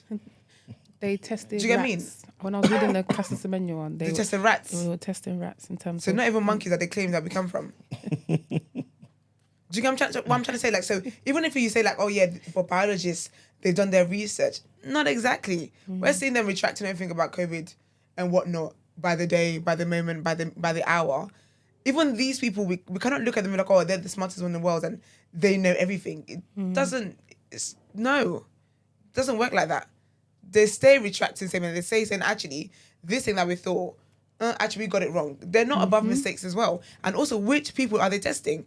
When as a UK, as a black person, we are seen for the most part as obese, as this, as that, because our body sizes are being compared to European sizes. We don't eat the same food they eat. Our makeup is not the same as them. So if they're testing European bodies and they're testing this, like, it's going to be different to when it is that they test people from Africa. Test people that live in Africa, all generations that never left Africa. Test people who were in Africa and then moved to other countries through slavery and stuff. It's always going to yield different results, but they're not caring to do all of that stuff. So their results are always going to be based on their very small. If you compare the people in the number of people in the world, different people in the world, different races, different tribes, all that stuff is always going to be based on these people. like even in Nigeria, right? I don't think this is a real thing to say, but like, say for example, with like Igbo women, for example, there's a whole thing with like Igbo women tend to have like facial hair and stuff like that sometimes and whatnot. Who is assessing them? Are they gonna say that? They're gonna not say that they're XY chromosomes, because again, it's different things. Like even like I get what you're saying. even like someone with PCOS and whatnot, I would have more hairs than another woman who doesn't have that. Same. It's different. Do you know what I mean? It's different. Actually, I'm thinking about it. Even women might be PCOS, but yeah, do you know what I mean? It's human bodies are not just this is it, that's it, and everyone else has to follow this rule. Like human beings are literally unique. So I don't know, man. Agreed. Thank you very much. But please tell us about the outreach, the reach out project. The Reach Out project. I started the Reach Out project in 2017. Nice. I just got tired of seeing youths in Croydon doing when I grew up. Yeah. Did you grow up in Croydon? Yeah, I grew up in Croydon. Okay. I used to bang for Croydon, but I had a lot of like elders or friends. You heard what she said. Ask the same questions. I'm thinking the same thing, you know. I had a lot of friends and elders that looked out for me. So I've always been smart or whatever, but they made sure that, so when I got kicked out of school, like I wasn't allowed to like chill outside as much. Lillian, in Nigerian house, did you get kicked out of school? Oh, and it was for the worst thing. What did you do? There was a fight in Brixton, but Croydon to Brixton. my school was off Brixton Hill. I was gonna say, because that you can even get an extra chopper for that. Because what are you doing in that other borough? Yeah, no, it was a bad fight. She had to get airlifted out of the thing. Yeah, it was bad. It was really, Because really everyone bad. involved got excluded. Oh, expelled. Yeah. I didn't know you were there. There was no phones around that time. Because I was in year 11, you wear I've always been The airline big, skirt. yeah, and the cage that we fought in, we forgot. Not So forgot. what's we cage? didn't- What do you mean? Like a football cage. I was a waste of time. I know this, but they put cameras in there because we always used to go to fight. So they put cameras on the block so you could see it. And then when you're in year 11, you wear a different colour jumper. So it's bait who it was. Do you know what I mean? Yeah. So from that, I had elders that wouldn't let me do nothing. Like just go. You couldn't do your GCSEs. I got into a school that was like mad racist. That's the only school that would take me because I had good grades. Oh, So yeah, so it was the proper like whites. I went from a school where there was only one white girl in my class to me being the only black girl in my class. Wow. Yeah, it was mental. But yeah, a lot of the guys from my area proper looked out for me. But then I think as I got older, like I realised that no one was really looking out for them. And they kind of never really saw beyond like our area. Which kind of, they made life decisions based off of that, do you know what I mean? But they super looked out for me, looked out for bare people. So in 2017, I started the Reach Out project to help young black boys from Croydon. I wanted to start off small, give them like different life experiences, so taking them to like football matches, music concerts, but then just from a career side. Yeah, tried to be. I organised like loads of like career workshops, work experience, getting them to work with like construction companies, finance companies, just anything that they had an interest in, just trying to expose them to just life outside of Croydon, do you know what I mean? So they was always with me. I say they are always with me. So yeah, been doing that since 2017. Do like sports day, just anything. Anything. How did you get started? How did you get the boys to sign up? I went to a school that was just off my road, Lanfranc, and I just went to the school. I was like, guys, I've got this idea. I drew up like a deck, and I said, I've got a really good network of black people that I knew I could reach out to for like help and support and stuff and opportunities. And I said, look, I can do this. I've got a mentor that can come into the school, do one-on-ones with the kids or whatever. Just give me your not so best behaved kids and let's trial it out or whatever. And that's just how it started. That's really literally. Good. So how many kids have you got in it now? 20 something kids. That's amazing. It seems bigger than what it is, but that's my capacity. I can't do beyond that. Do you know what I mean? So is there like an age where they then get to leave the project or? Yeah. So although I've had the kids since they were 13, Oh, that's a 12, good age. 13. And my first batch of kids are turning 21 this next academic year. wow. But they've not Oh, not that's left so me. sweet. Yeah, they've not left me. They've not like they're like my little brothers. That's so Yeah. that's so lovely. Yeah, it's insane. And some of them like help mentor the younger ones. So like that's really it's nice. like an alumni Yeah. thing. Yeah, like they're proper good kids. Like I know how Black boys are perceived, seen and it, yeah. and one of the reasons why I don't really talk about like charity work is because I feel like the views that I have is not really what people want to hear in terms of like when it comes to knife crime and all of that stuff. I think people kind of think that because you understand why things happen that you're condoning it, and that's never the case. I feel like you need to understand why things happen to be able to resolve it. Yeah. I think a lot of these kids don't know nothing about conflict resolution. We just, even with some of the like people that mentor,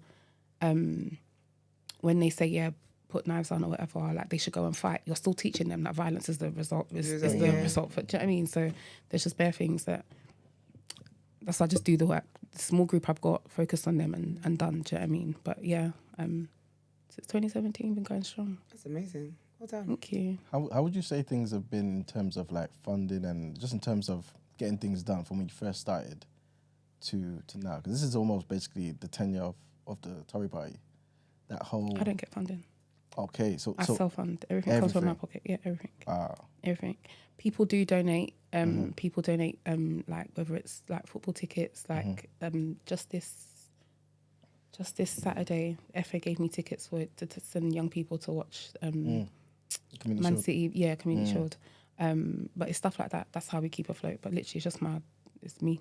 So how can like people donate? Can they just go to the website and? Yeah. Okay, cool. Yeah. What is the website? reachoutproject.co.uk. Okay, sick. Thank you. Yeah. What would you say some of like the challenges of doing the projects has been? The main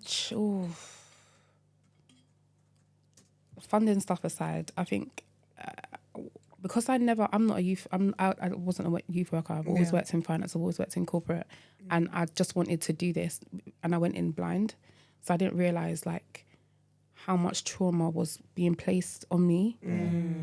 Every kid is going through mad things, and I had a problem with this kid is telling me something that they're going through, and this whole program, this whole mentorship thing, we say it as if this kid is the problem and we're not seeing the roots of that issue. And I can't tell a mum you're a bad mum. I'm not allowed to when I can see that that's the problem, or I can see that. Do you know what I mean? That is from the home. But then I think a lot of the mentoring programs that are about, and not in a bad way, but I think we see these kids as bad kids and that's it, and then we just say, yeah, we got to focus on this bad kid, but not realising that it's not their fault. Yeah, like it's, do you know what I mean? Is It's there not any everybody, way but that you can, I guess, potentially like partner up with agencies like that, I guess, are more suited to that side of the work, so you don't have to be the person. Do you know what I mean? Like, so for example, if you're saying like it's not your place to tell someone they're a bad mum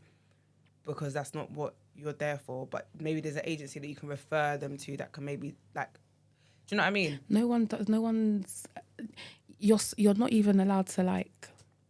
I feel like with mentoring, it shouldn't just be me having a one-to-one with the kid. I should be there with the parents. The parents should be I was there going to too. ask if you had a relationship with the parents. I do. Okay. I feel like what I do is not conventional at all. I've had to learn to deal with the trauma bit that's placed on me because let it be with me as opposed to a 15-year-old kid that don't know how to like navigate their thoughts in a way. But I'm the first point of contact, so that was always hard as well. So having to sit in Did you police got bare station. kids? I got as in honestly, I've got bare. Because it's not just them; they're friends as well. Yeah, exactly. Do you know what I mean? And so majority of my time I'm in police stations. Wow. Like it's insane. Is it just you? Have you got like have you taken on other people to help now, or yeah, is it just my you? friends. So I got my friend Marcus, who the kids love. He's super present. I started it off with my best friend Michaela, but she's moved to Dubai. So, but my friends literally like when I do like sports days, everyone comes out to volunteer and all of that stuff. Like like I've got good support. But again, I started this off when I was much younger, so I had loads of free time. Do you know what I mean? And Because now everybody you're- had it. Yeah. So where I want to pursue stuff like with my passion, it's like I can't do everything. So yeah. Do you take care of yourself though with all the trauma that's passed on you? Because you can't just be like, you can't just stay there, like live there. Now I do. Okay, Before I didn't. When I tell you I went into this thing blind, like I didn't. I thought I'd be able to get funding. I'd be able to do. I don't apply for nothing now because you can't keep rejecting me. I'm tired. Do you know what I mean? Like I don't bother. I just make sure that my 9 to 5 is good to where I'm able to fork So out you're money. funding it with your 9 to 5. Yeah. I contract, so Okay. God has blessed me in that way. But it's hard, man. It's hard. It's God will hard. bless you, though. 'cause Amen. what Amen. you're doing This is Amen. amazing. Like, Amen. makes you from your heart. Amen. Amen. It's really rewarding though. Like seeing, I got kids that. There's a kid I met when he was 14. Both of his brothers in jail for 2 separate murders done, whatever. So he's never experienced having present. So he was doing all kinds. But he legit barefaced said that he doesn't want to end up where his brother is. So I've watched this boy fight for years and years and years and years and years to where he is now. He's about to turn 21. amazing. We got him. He's on an accounting course to become a chartered accountant off the back of, because he was like, I see what you're doing. Oh, that's lit. I'm on that. So he he's proper on it. Like Oh, he that's studies at wonderful. work. Like he's super on it. He works when I for some of my contract jobs, I get him to do some of the tasks so that he's nice. familiarizing Yeah. himself with what he's learning.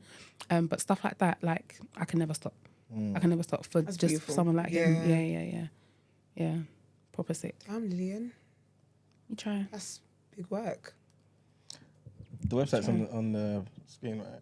Yeah, People pinned it. donate, Thank please. you. Let's push this, man. This is the sort of stuff that our community needs. What's the story with these nails, man? How do you get anything done? I can't survive without them, you know, Why are they so long though? because it makes me feel like I'm the baddest bitch in Croydon. Where's the horns, Brent? Where's the Yeah, horn that one. horns? Okay. No, look at it's that. the wrong one. What does your nail say? We've got 3 ladies here. We've got 3 different nail heights, types, shapes. What does? That's so annoying. We should do this topic of the day. So what does the your nail nail? Say it What does about the nail you. say about a woman? What does your nail say about your gal, Brent? What do you think? If we just had to just go off just their nails, what kind of What's it saying? personality traits do you think we've got here? You're really giving. I talk with my hands a lot as well, Yeah. innit? Yeah, I would yeah. love to get in an argument with nails like that. It's great, you know. You ain't chatting to me when I'm yapping my nails. It's great. You think you could have a conversation with me or an argument and you're I will. and you're Yeah. clicking your nails? Always I'll break them. that would be so That annoying. would be so annoying. I'm getting mine cut tomorrow. Oh, it's too high. Yeah, Yeah, because mine are my real nails. So literally, And you know it's what's natural nails. You know what's crazy? You didn't even Don't check cut what them. height I like. You didn't even. You pay for the nails. You pay for my Oh, nails? does he pay for your nails? Oh, that's so nice. No, he doesn't. I would if it was that. My nails, So if it was that, fine. because it's my natural nail, Yeah. it's not acrylic. It's obviously acrylic is thick and it's solid, Yeah, isn't it? yeah, yeah. So now they're long. I feel them long. Like me pulling my trousers and stuff. It's like it's too fragile. They're Oh, do gonna, you? they're Yeah, going yeah, to yeah. break. They might never do that. Because mine are my naturals as well, but they never But look at the do. length. But Girl, my nails are long. I think this is where I was, and My then I nails cut are- them. And my nails are long. That's Like, they're it. too yeah. long. So My nails I'm could never go literally to that tomorrow length. cutting. Russian here, manicure. Look at this, yeah. There's a slit, so it's literally about to crack it's gonna all crack. the way through, Oh, yeah. no. And I'm like, I just need to cling on till tomorrow. Just tomorrow, please. Just don't. Yeah, don't crack. There's bare things I can't do with long nails though. I can't tie my laces. I was tying You my can't tie friend's your daughter's laces long laces nails? No. with these. I was But struggling. I feel Like, like so childish. I know, but I feel like the whole point You're of having a serious person as well. community is that someone will do it for me. Someone will do it for you. Fair, Yeah. fair. I can't put I can't do my anklets. I can't do necklaces. Can't do do you want me nothing. to Forget about it. Yeah, it's a myth. Yeah, you gotta forget about it. Forget about It's it. a myth. Are you happy now? Do you What do you know? need? 10 a week? 10 Do you know how much nails tenner. cost? Ah, bless you. in it. That don't even get you. No. Okay, that could get you a design, like a French tip. Nails For are not one cheap nail. anymore, you know. So what kind of allowance you need for nails? About Fortnightly. About like 50, 60 pounds. Yeah.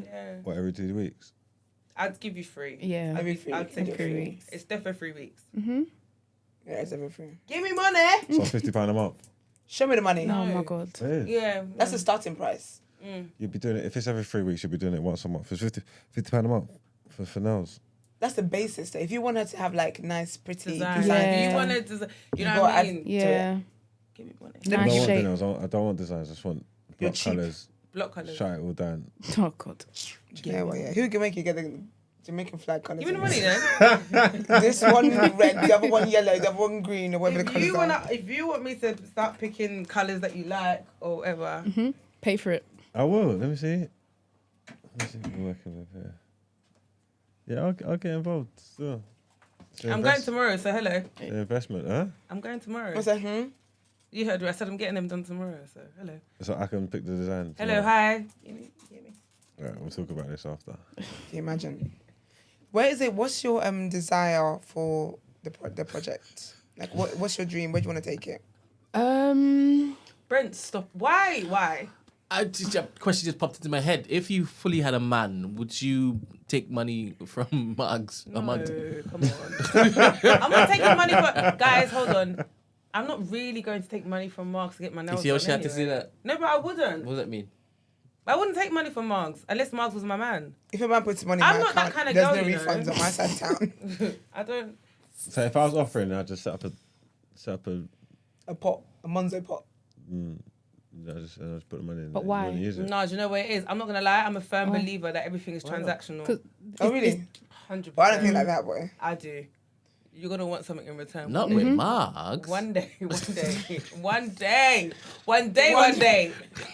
One me day some he's corner gonna say, and be like, the next oh, you piece of think I'm- band, I need a poster with my face up there. You're gonna be like, you think I've been paid for your nails for free? For 16 giggles. Out of the goodness of my heart. Yeah, I ain't got time for it. You see that one day, I don't have time for it. So for them reasons, I generally believe most things between men and women are transactional. So That's so interesting. it's not that deep for me. Like it's never. No. I Fair am not. enough. Yeah. I hear it. Yeah, I'm a Nigerian woman. I don't want anything like that. That's your business. Because I didn't sign up to no transactions, so... Yeah. Sorry, Lillian. Your dream for the project? Or your desire? My desire is that, because I'll be honest, I don't want it to be a big thing. I think that really? everybody, I think that everybody, because I can govern not govern, but like I can see and understand what's happening in Croydon. I can't see what's happening in Hackney. Can't see what's happening in Stratford. Okay. So I want people to create the exact same thing in their areas and just do for the small little bit of people that they can. I think everyone You're a thinks, great person, you know. You're not a thank greedy person. you. Because you know, sorry, I'm sorry I had to interrupt you, but you know sometimes like people have these dreams that are sometimes I feel like people get greedy in their calling and it actually makes them lose the vision and the purpose of the calling. Yeah. And sometimes people want to be the one to be like, I'm the first one who did it, and so I'm the only one who can do it. Because I think it's so amazing that you're saying that you want other people to, they can feel inspired by what it is that you've done, and they can go and do that, repeat that in their areas. Like, you're not the one saying, I want to be the one that starts in Hackney. I want to, because you don't understand what goes on there. You don't understand what goes on other places. But it shows as well that your heart is in the right place for what it is that you're doing, and you're doing what you're doing for genuine reasons because that's where your heart is. That makes sense? Yeah. That's amazing, Thank man. you. Don't Thank get you. that a lot. It's really I good. appreciate that, man. I appreciate that. But the reason why is because I realised that with the kids that I've got good one-to-one relationships with them because they actually get my time. If you've got so many kids, you can't. So I know everything that these kids are doing, every single thing. Do you know what I mean? I can't do that. I can't be driving to different areas to do that. But someone that lives there, you lot can literally just pick up a kid, 2, 3, 4, 5. Like, it hasn't got to be bare. I think we literally get clouded in the fact that you want to help everyone, but I can't help everyone. You can't. You don't have the I capacity can't. for that. I don't. Do you know what I mean? So the reason it's kept at like 20, 30-ish is because that is the capacity that I can deal with. I can't do more than that. If you had more people come on board and be like, do you know what? I can give the kind of time that you give. Would the numbers go up then? Do you think?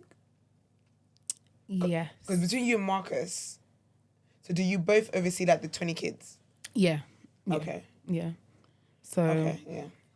it's very much manageable because for a very long time I was living in Birmingham, so he was the one that was having to stay in cells for stations for time, and now that when I moved back to London, I said, yeah, I'm going to be right in the heart of Croydon so I can literally be present. But yeah, I guess so. But to say that I want it to be big would be a lie, I'll be honest. I just want to make sure that at least the kids that I got, the ones that I can help, Yeah. that I do help them and that they're able to then Like go forth and then they can help the next each other person. and help other people as well. Literally. That's really, really cool. That's amazing. Thank you. Well done. Appreciate it.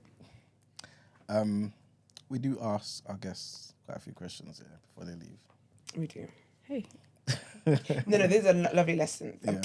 Lovely questions, sorry. Okay, go on. Tell us something people are usually surprised to learn about you. That I'm mad soft. You're very soft-spoken. You're making me want to be like a mysterious girl. Serious? I'm going to stop him tomorrow. I used to think I had bass in my voice, you know. No, ma'am, I you swear can't to shout at the you. person. They ain't taking you seriously. It's only until Clubhouse I was like, oh my God, my voice is actually quite high. No, you're very soft spoken. Yeah. I feel inspired. What do you mean, damn? It's better. I think it's really really good. Trust me. Yeah, I know, but I just Look at what she's even talking.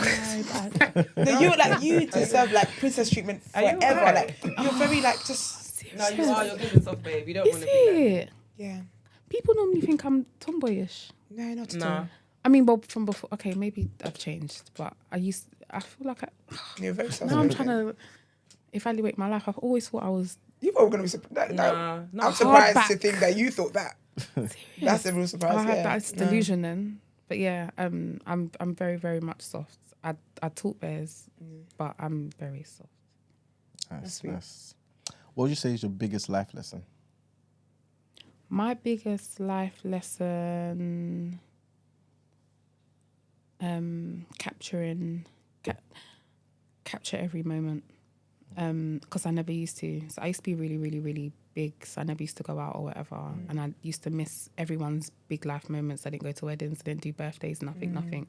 The last 4 years, I've kind of invested in myself and worked hard to lose weight and stuff. But in that time, I lost my dad, and I don't have a picture with him, like at all. Never took a picture because I never and I always used to spend time with him. We like when I was trying to lose weight, we'd always go and play squash together. Oh yeah. But I just never took pictures, never. Because in my head I just thought, okay, I'm going to change my life and then I'll be able to take pictures. Yeah, well that's not how life works.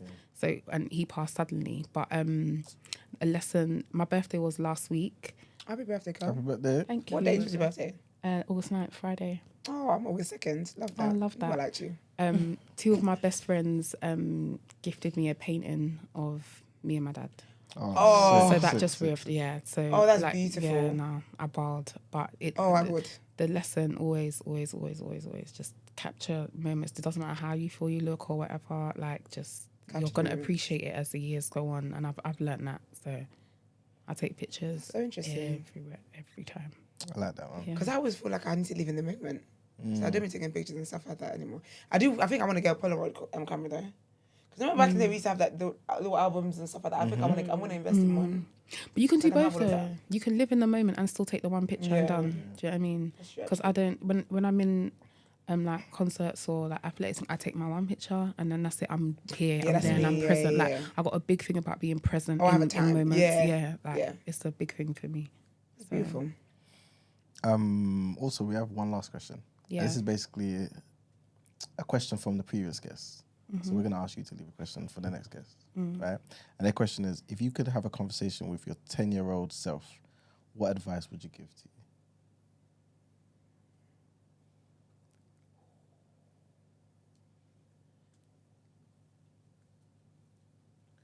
Is that 10 years ago or when you was a 10-year-old? When you were 10. 10. Well, pressure to be putting on a 10-year-old, isn't it? No, man. Sometimes you need that pressure. I would have told myself no pressure. That's the advice I'm giving myself. So all the stuff I've been through and learned now, you want me to go back to 10-year-old me and just pile on? Or it could be as simple as... It could be as simple as like everything's gonna be fine. Don't do it. Yeah. Don't do it. Exactly. Or don't trust so-and-so. It could be that. You know what I mean? It will kill you.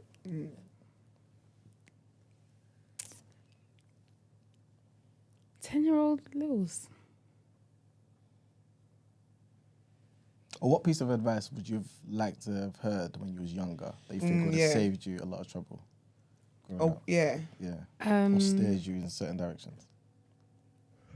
I would have just wanted someone to ask me why I was acting out, because no one ever did.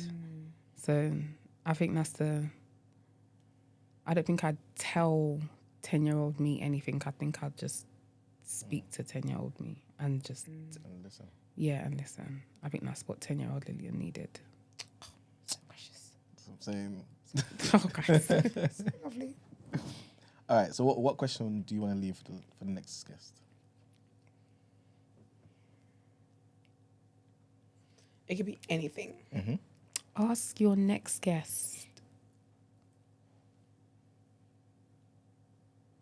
what their most...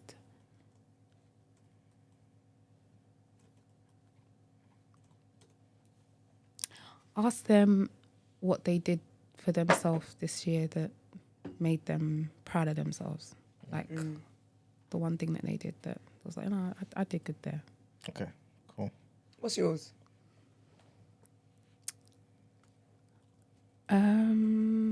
Oh shit, man. Oh, sorry. Am I allowed to? So, yeah, you can. Yeah. Oh, sorry. I got Who I'm in yeah. the room with? Yeah, you can, man.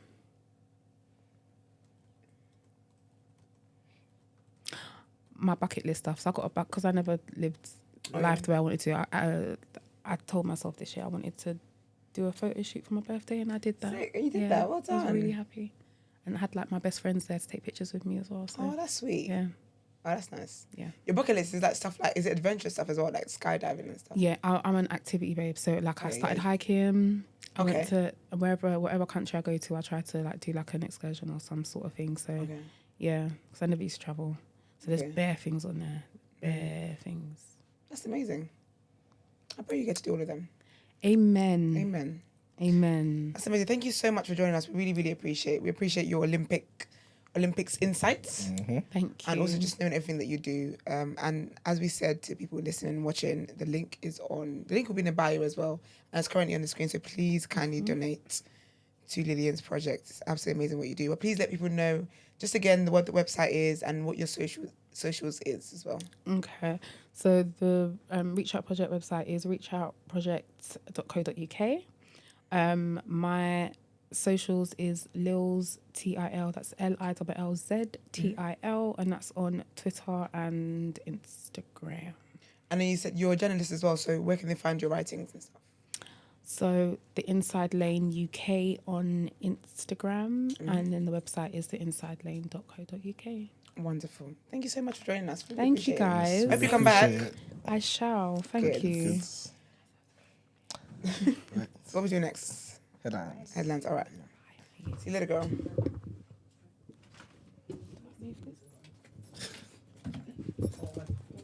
So your brain's.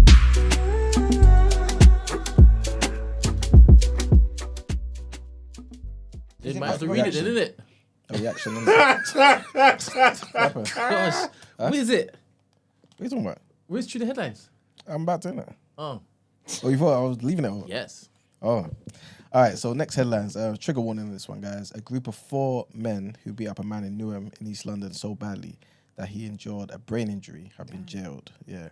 The 35-year-old victim was taken to a critical care unit straight after the brutal attack, where it was discovered that he had suffered several bleeds to the brain that led to him being put in a medically induced coma.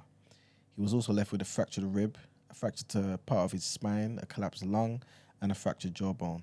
The attack occurred after 2 car collisions took place on the evening of 16th of May last year.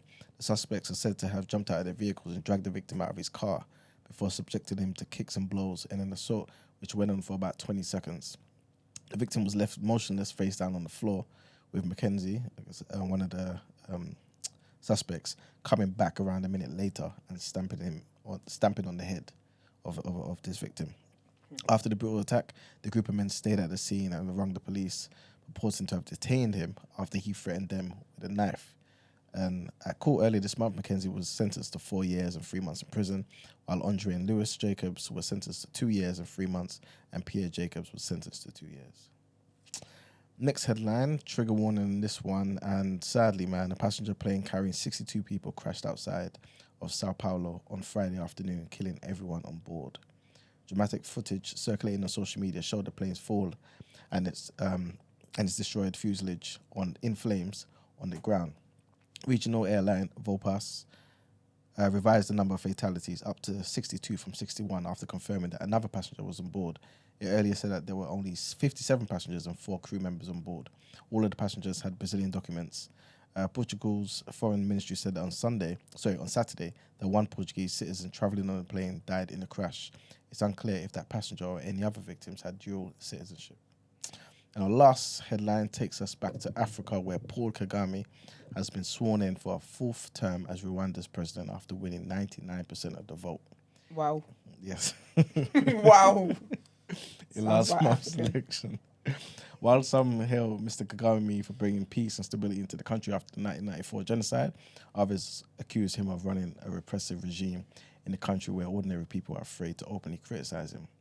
Rights groups say that the margin of his electoral victory is proof of the lack of democracy in Rwanda. Only 2 candidates were allowed to stand against Mr. Kagame in the election on the 15th of July. And in these 4 presidential elections, he has always gained at least 93% of the vote. Yeah, big up Mr. Kagame, man. And that's it for our headlines. It's time to pay them bills. Okay, let's get into the reaction.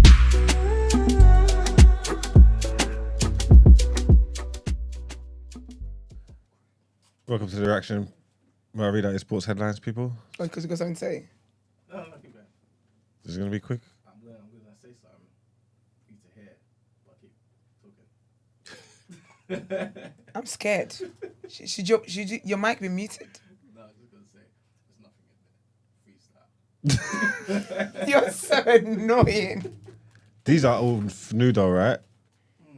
Depends what you consider new. Actually, a question there for Lillian, sorry. What do you think about Noah Lyles? He's the arrogant one that keeps doing the most and the thing, right? Yeah. Do you think that that's like just the media trying to make him seem a certain way? What's your thoughts? It's him. It's him trying to make him something. But that's not who. I don't think that's who he is as a person. Okay. If you watch any of the documentaries, you see that you get glimpses of him being real, and I don't think he's not being authentic. That's why it's not landing with everybody. It's not an So authentic. he's not being persona. authentic? No. So do you think, is it the media then? No, it's him. He's giving pushing. them He wants attention, so he feels like he's putting on this persona so that he can get the attention that And he's he getting it, thinks. to be fair. Yeah, but people don't like him, and he wants to. I know he wants to be liked. The Americans can't stand him as well, They innit? can't. They Really? What? Well, he was chatting shit to the NBA man and all that, because obviously when they win their titles, like the Super Bowl or the NBA championship, they call themselves world champions, isn't it? Yeah. But he's saying, how you not world champions? Like in the Olympics. the leagues in America, like he's saying, Yeah. like Olympics, that's Yeah. a real world champion. Like him now, he just won gold medal. He's saying, I'm a world champion. Yeah. I Like beat the man, world. the world, Yeah. world. I beat Yeah. man from all over the world. You man are stuck in Yeah. America talking about world champion. What do you think this is? So they're just honest. They're on him. You're going to get jumped. They hate him strong. They all came to watch the 100 meters. Like they wanted him to lose. Really? Yeah, they came to the stadium to watch. Did he win? Yeah, He he won, just he about won. won as well. Just. Lucky. Just Got it. He wasn't supposed to. With the foot. With the foot? Yeah. Oh. Yeah. I I can't know his believe enemies are praying, boy. it was the best day. Okay, fair. All right, this decade as popular as I thought it was. Obviously, there was a community shield on the weekend. Man United and City. They didn't have a glorified preseason game. weren't too bad, to be fair. Half strength teams. United went in front, couldn't hold. City equalised, went to penalties, and then United lost on penalties. And Nana made a save from. I missed the penalties, you know. I know Johnny Evans skied one over. Who would have missed our penalties? Because we would have had to miss two. Sancho missed one as well, I think. But no one cared about that. That was just, yeah, like I said, these glorified friendlies. But big up Man City. Maybe you won, would you have cared? I mean, no, I probably would have had a bit more vim in my voice. Bass in your voice. Yeah, a bit more bass in my voice if we won, but it wouldn't have done anything. It wouldn't have meant nothing at all. Well, it was close, you know. Get ready for the new season, so there's that. Yeah, next weekend's football. It's big business. I think the first game's Friday. Was back. Football is Finally. back, God, I baby. beg. Please, because the men on Twitter are jarring me. No, do you know what? Fair. Fair, actually. Sorry. We need it, man. Life ain't the same I without don't think of football. it like that. Yeah. Them righteous gonna be off the streets as well.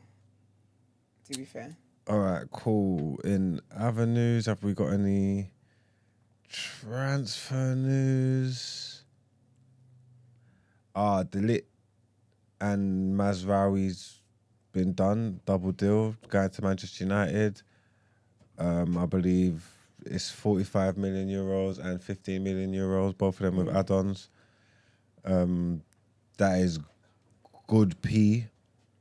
That is good P. I think Chelsea and Atletico are in conversations now trying to get João Felix over there as part of the Gallagher deal. The Dion, whatever the guy's name is, that was going to Chelsea, that deal fell through. It collapsed. They want to make sure the Gallagher one don't collapse and the Alvarez one don't collapse as well. But I think they seem confident of sorting that out. Aaron Wan-Bissaka's gone to West Ham, 15 million. I think they're all doing all the medicals today. That should be cool. Anything else high profile that I saw that I want to talk about? Am I missing anything? Did the chat give me anything, Brent? No. I think, is it Athletic that they're trying to get Gallagher to? They got Gallagher. That deal's gone through. Has it gone through? Yeah, these agreed things, and I think it's 40 million euros, 200 bags a week.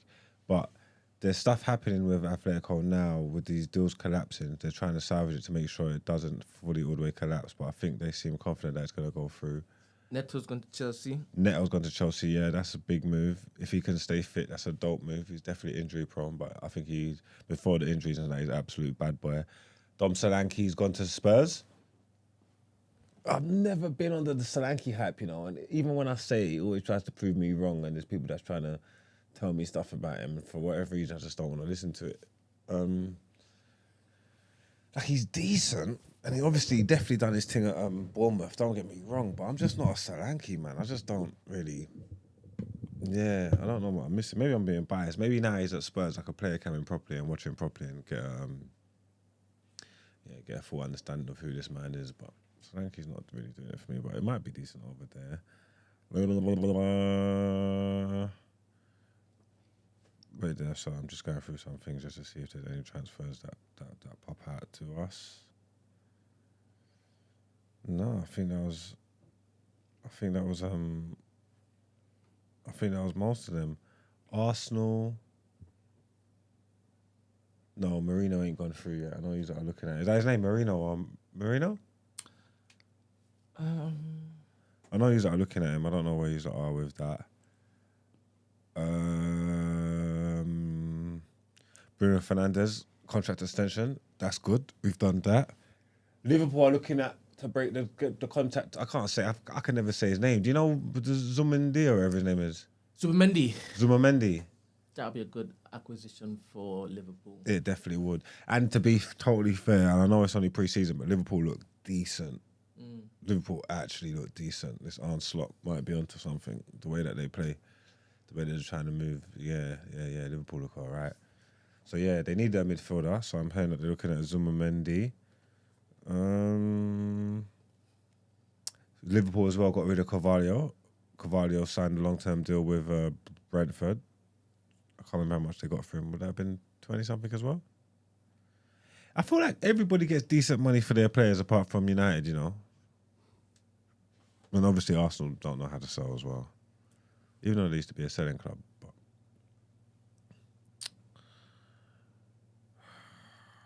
I think that's it as far as Premier League transfers are concerned. Yeah, there's a few things on the horizon. They ain't gone over yet, but maybe this week we're going to get a few more things.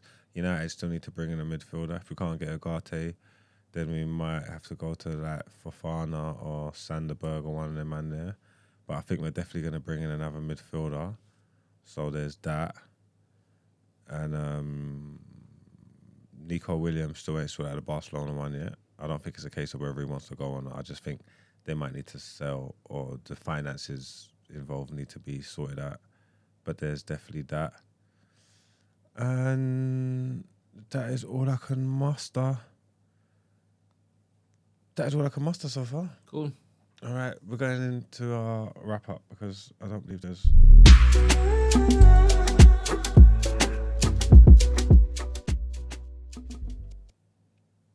Okay, then. Well, on today's show, we read out headlines as we always do.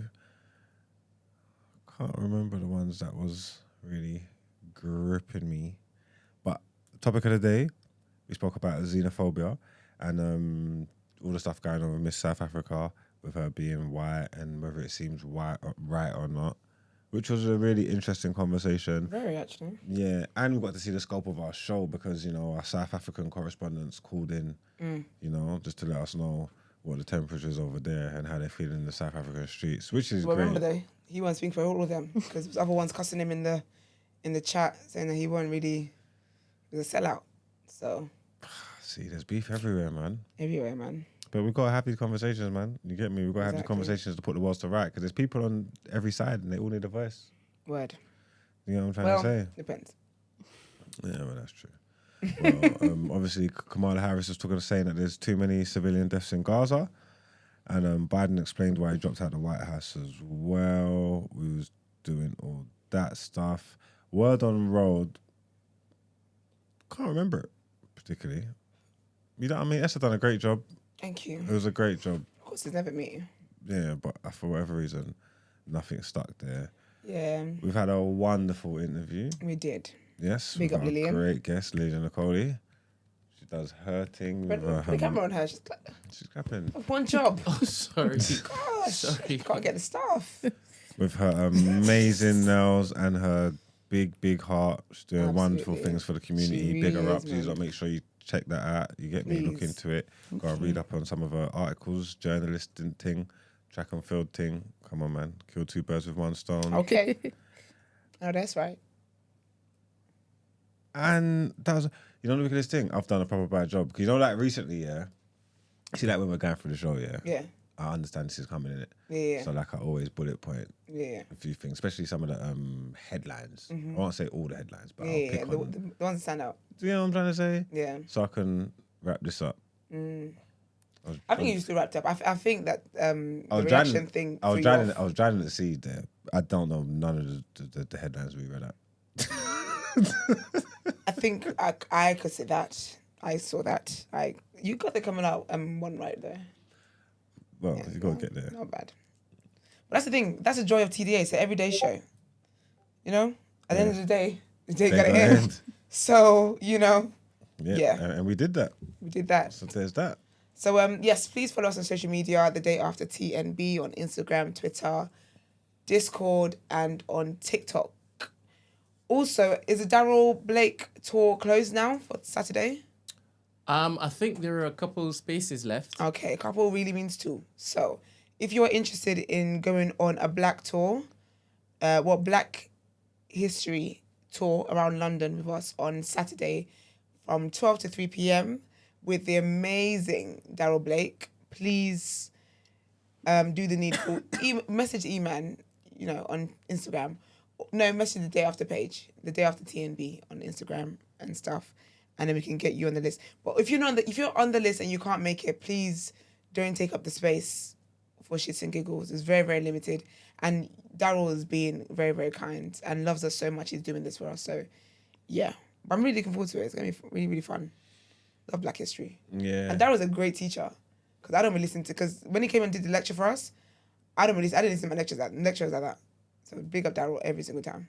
Yeah, and in a couple of weeks we're gonna have another one of our takeover parties. Yes. Yeah, the new Black, the Ned Unlocked. Yeah. Okay. It's very bougie. It's very exclusive. Oh, honey. Invite It's only. in the vault, honey. It's in the vault, honey. It is seriously going down. We're gonna. Seriously going down. It is seriously going down. We're gonna send a few invitations to a few select individuals Ooh, okay. from our community. So, And how are we doing? What's the criteria? How did they get selected? I'm just gonna judge who I think should come.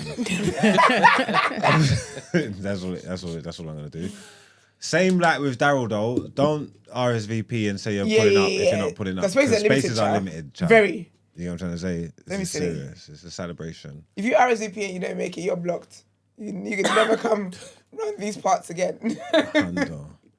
But yeah, we're gonna I'm be looking forward doing to that. that. That'd be fun as well. You coming? Yes, I will be there. All right then. 'Cause, my thing, I just have to nap before. I need to nap before. That's just it. But yeah. Some water, babes. I don't know what's going on. No, I'm good. I'm good. Okay. So first of all, we made a scene. That's it, We that's really it. paused the show. That's really I apologize. Okay, see you tomorrow. Bye. Peace out.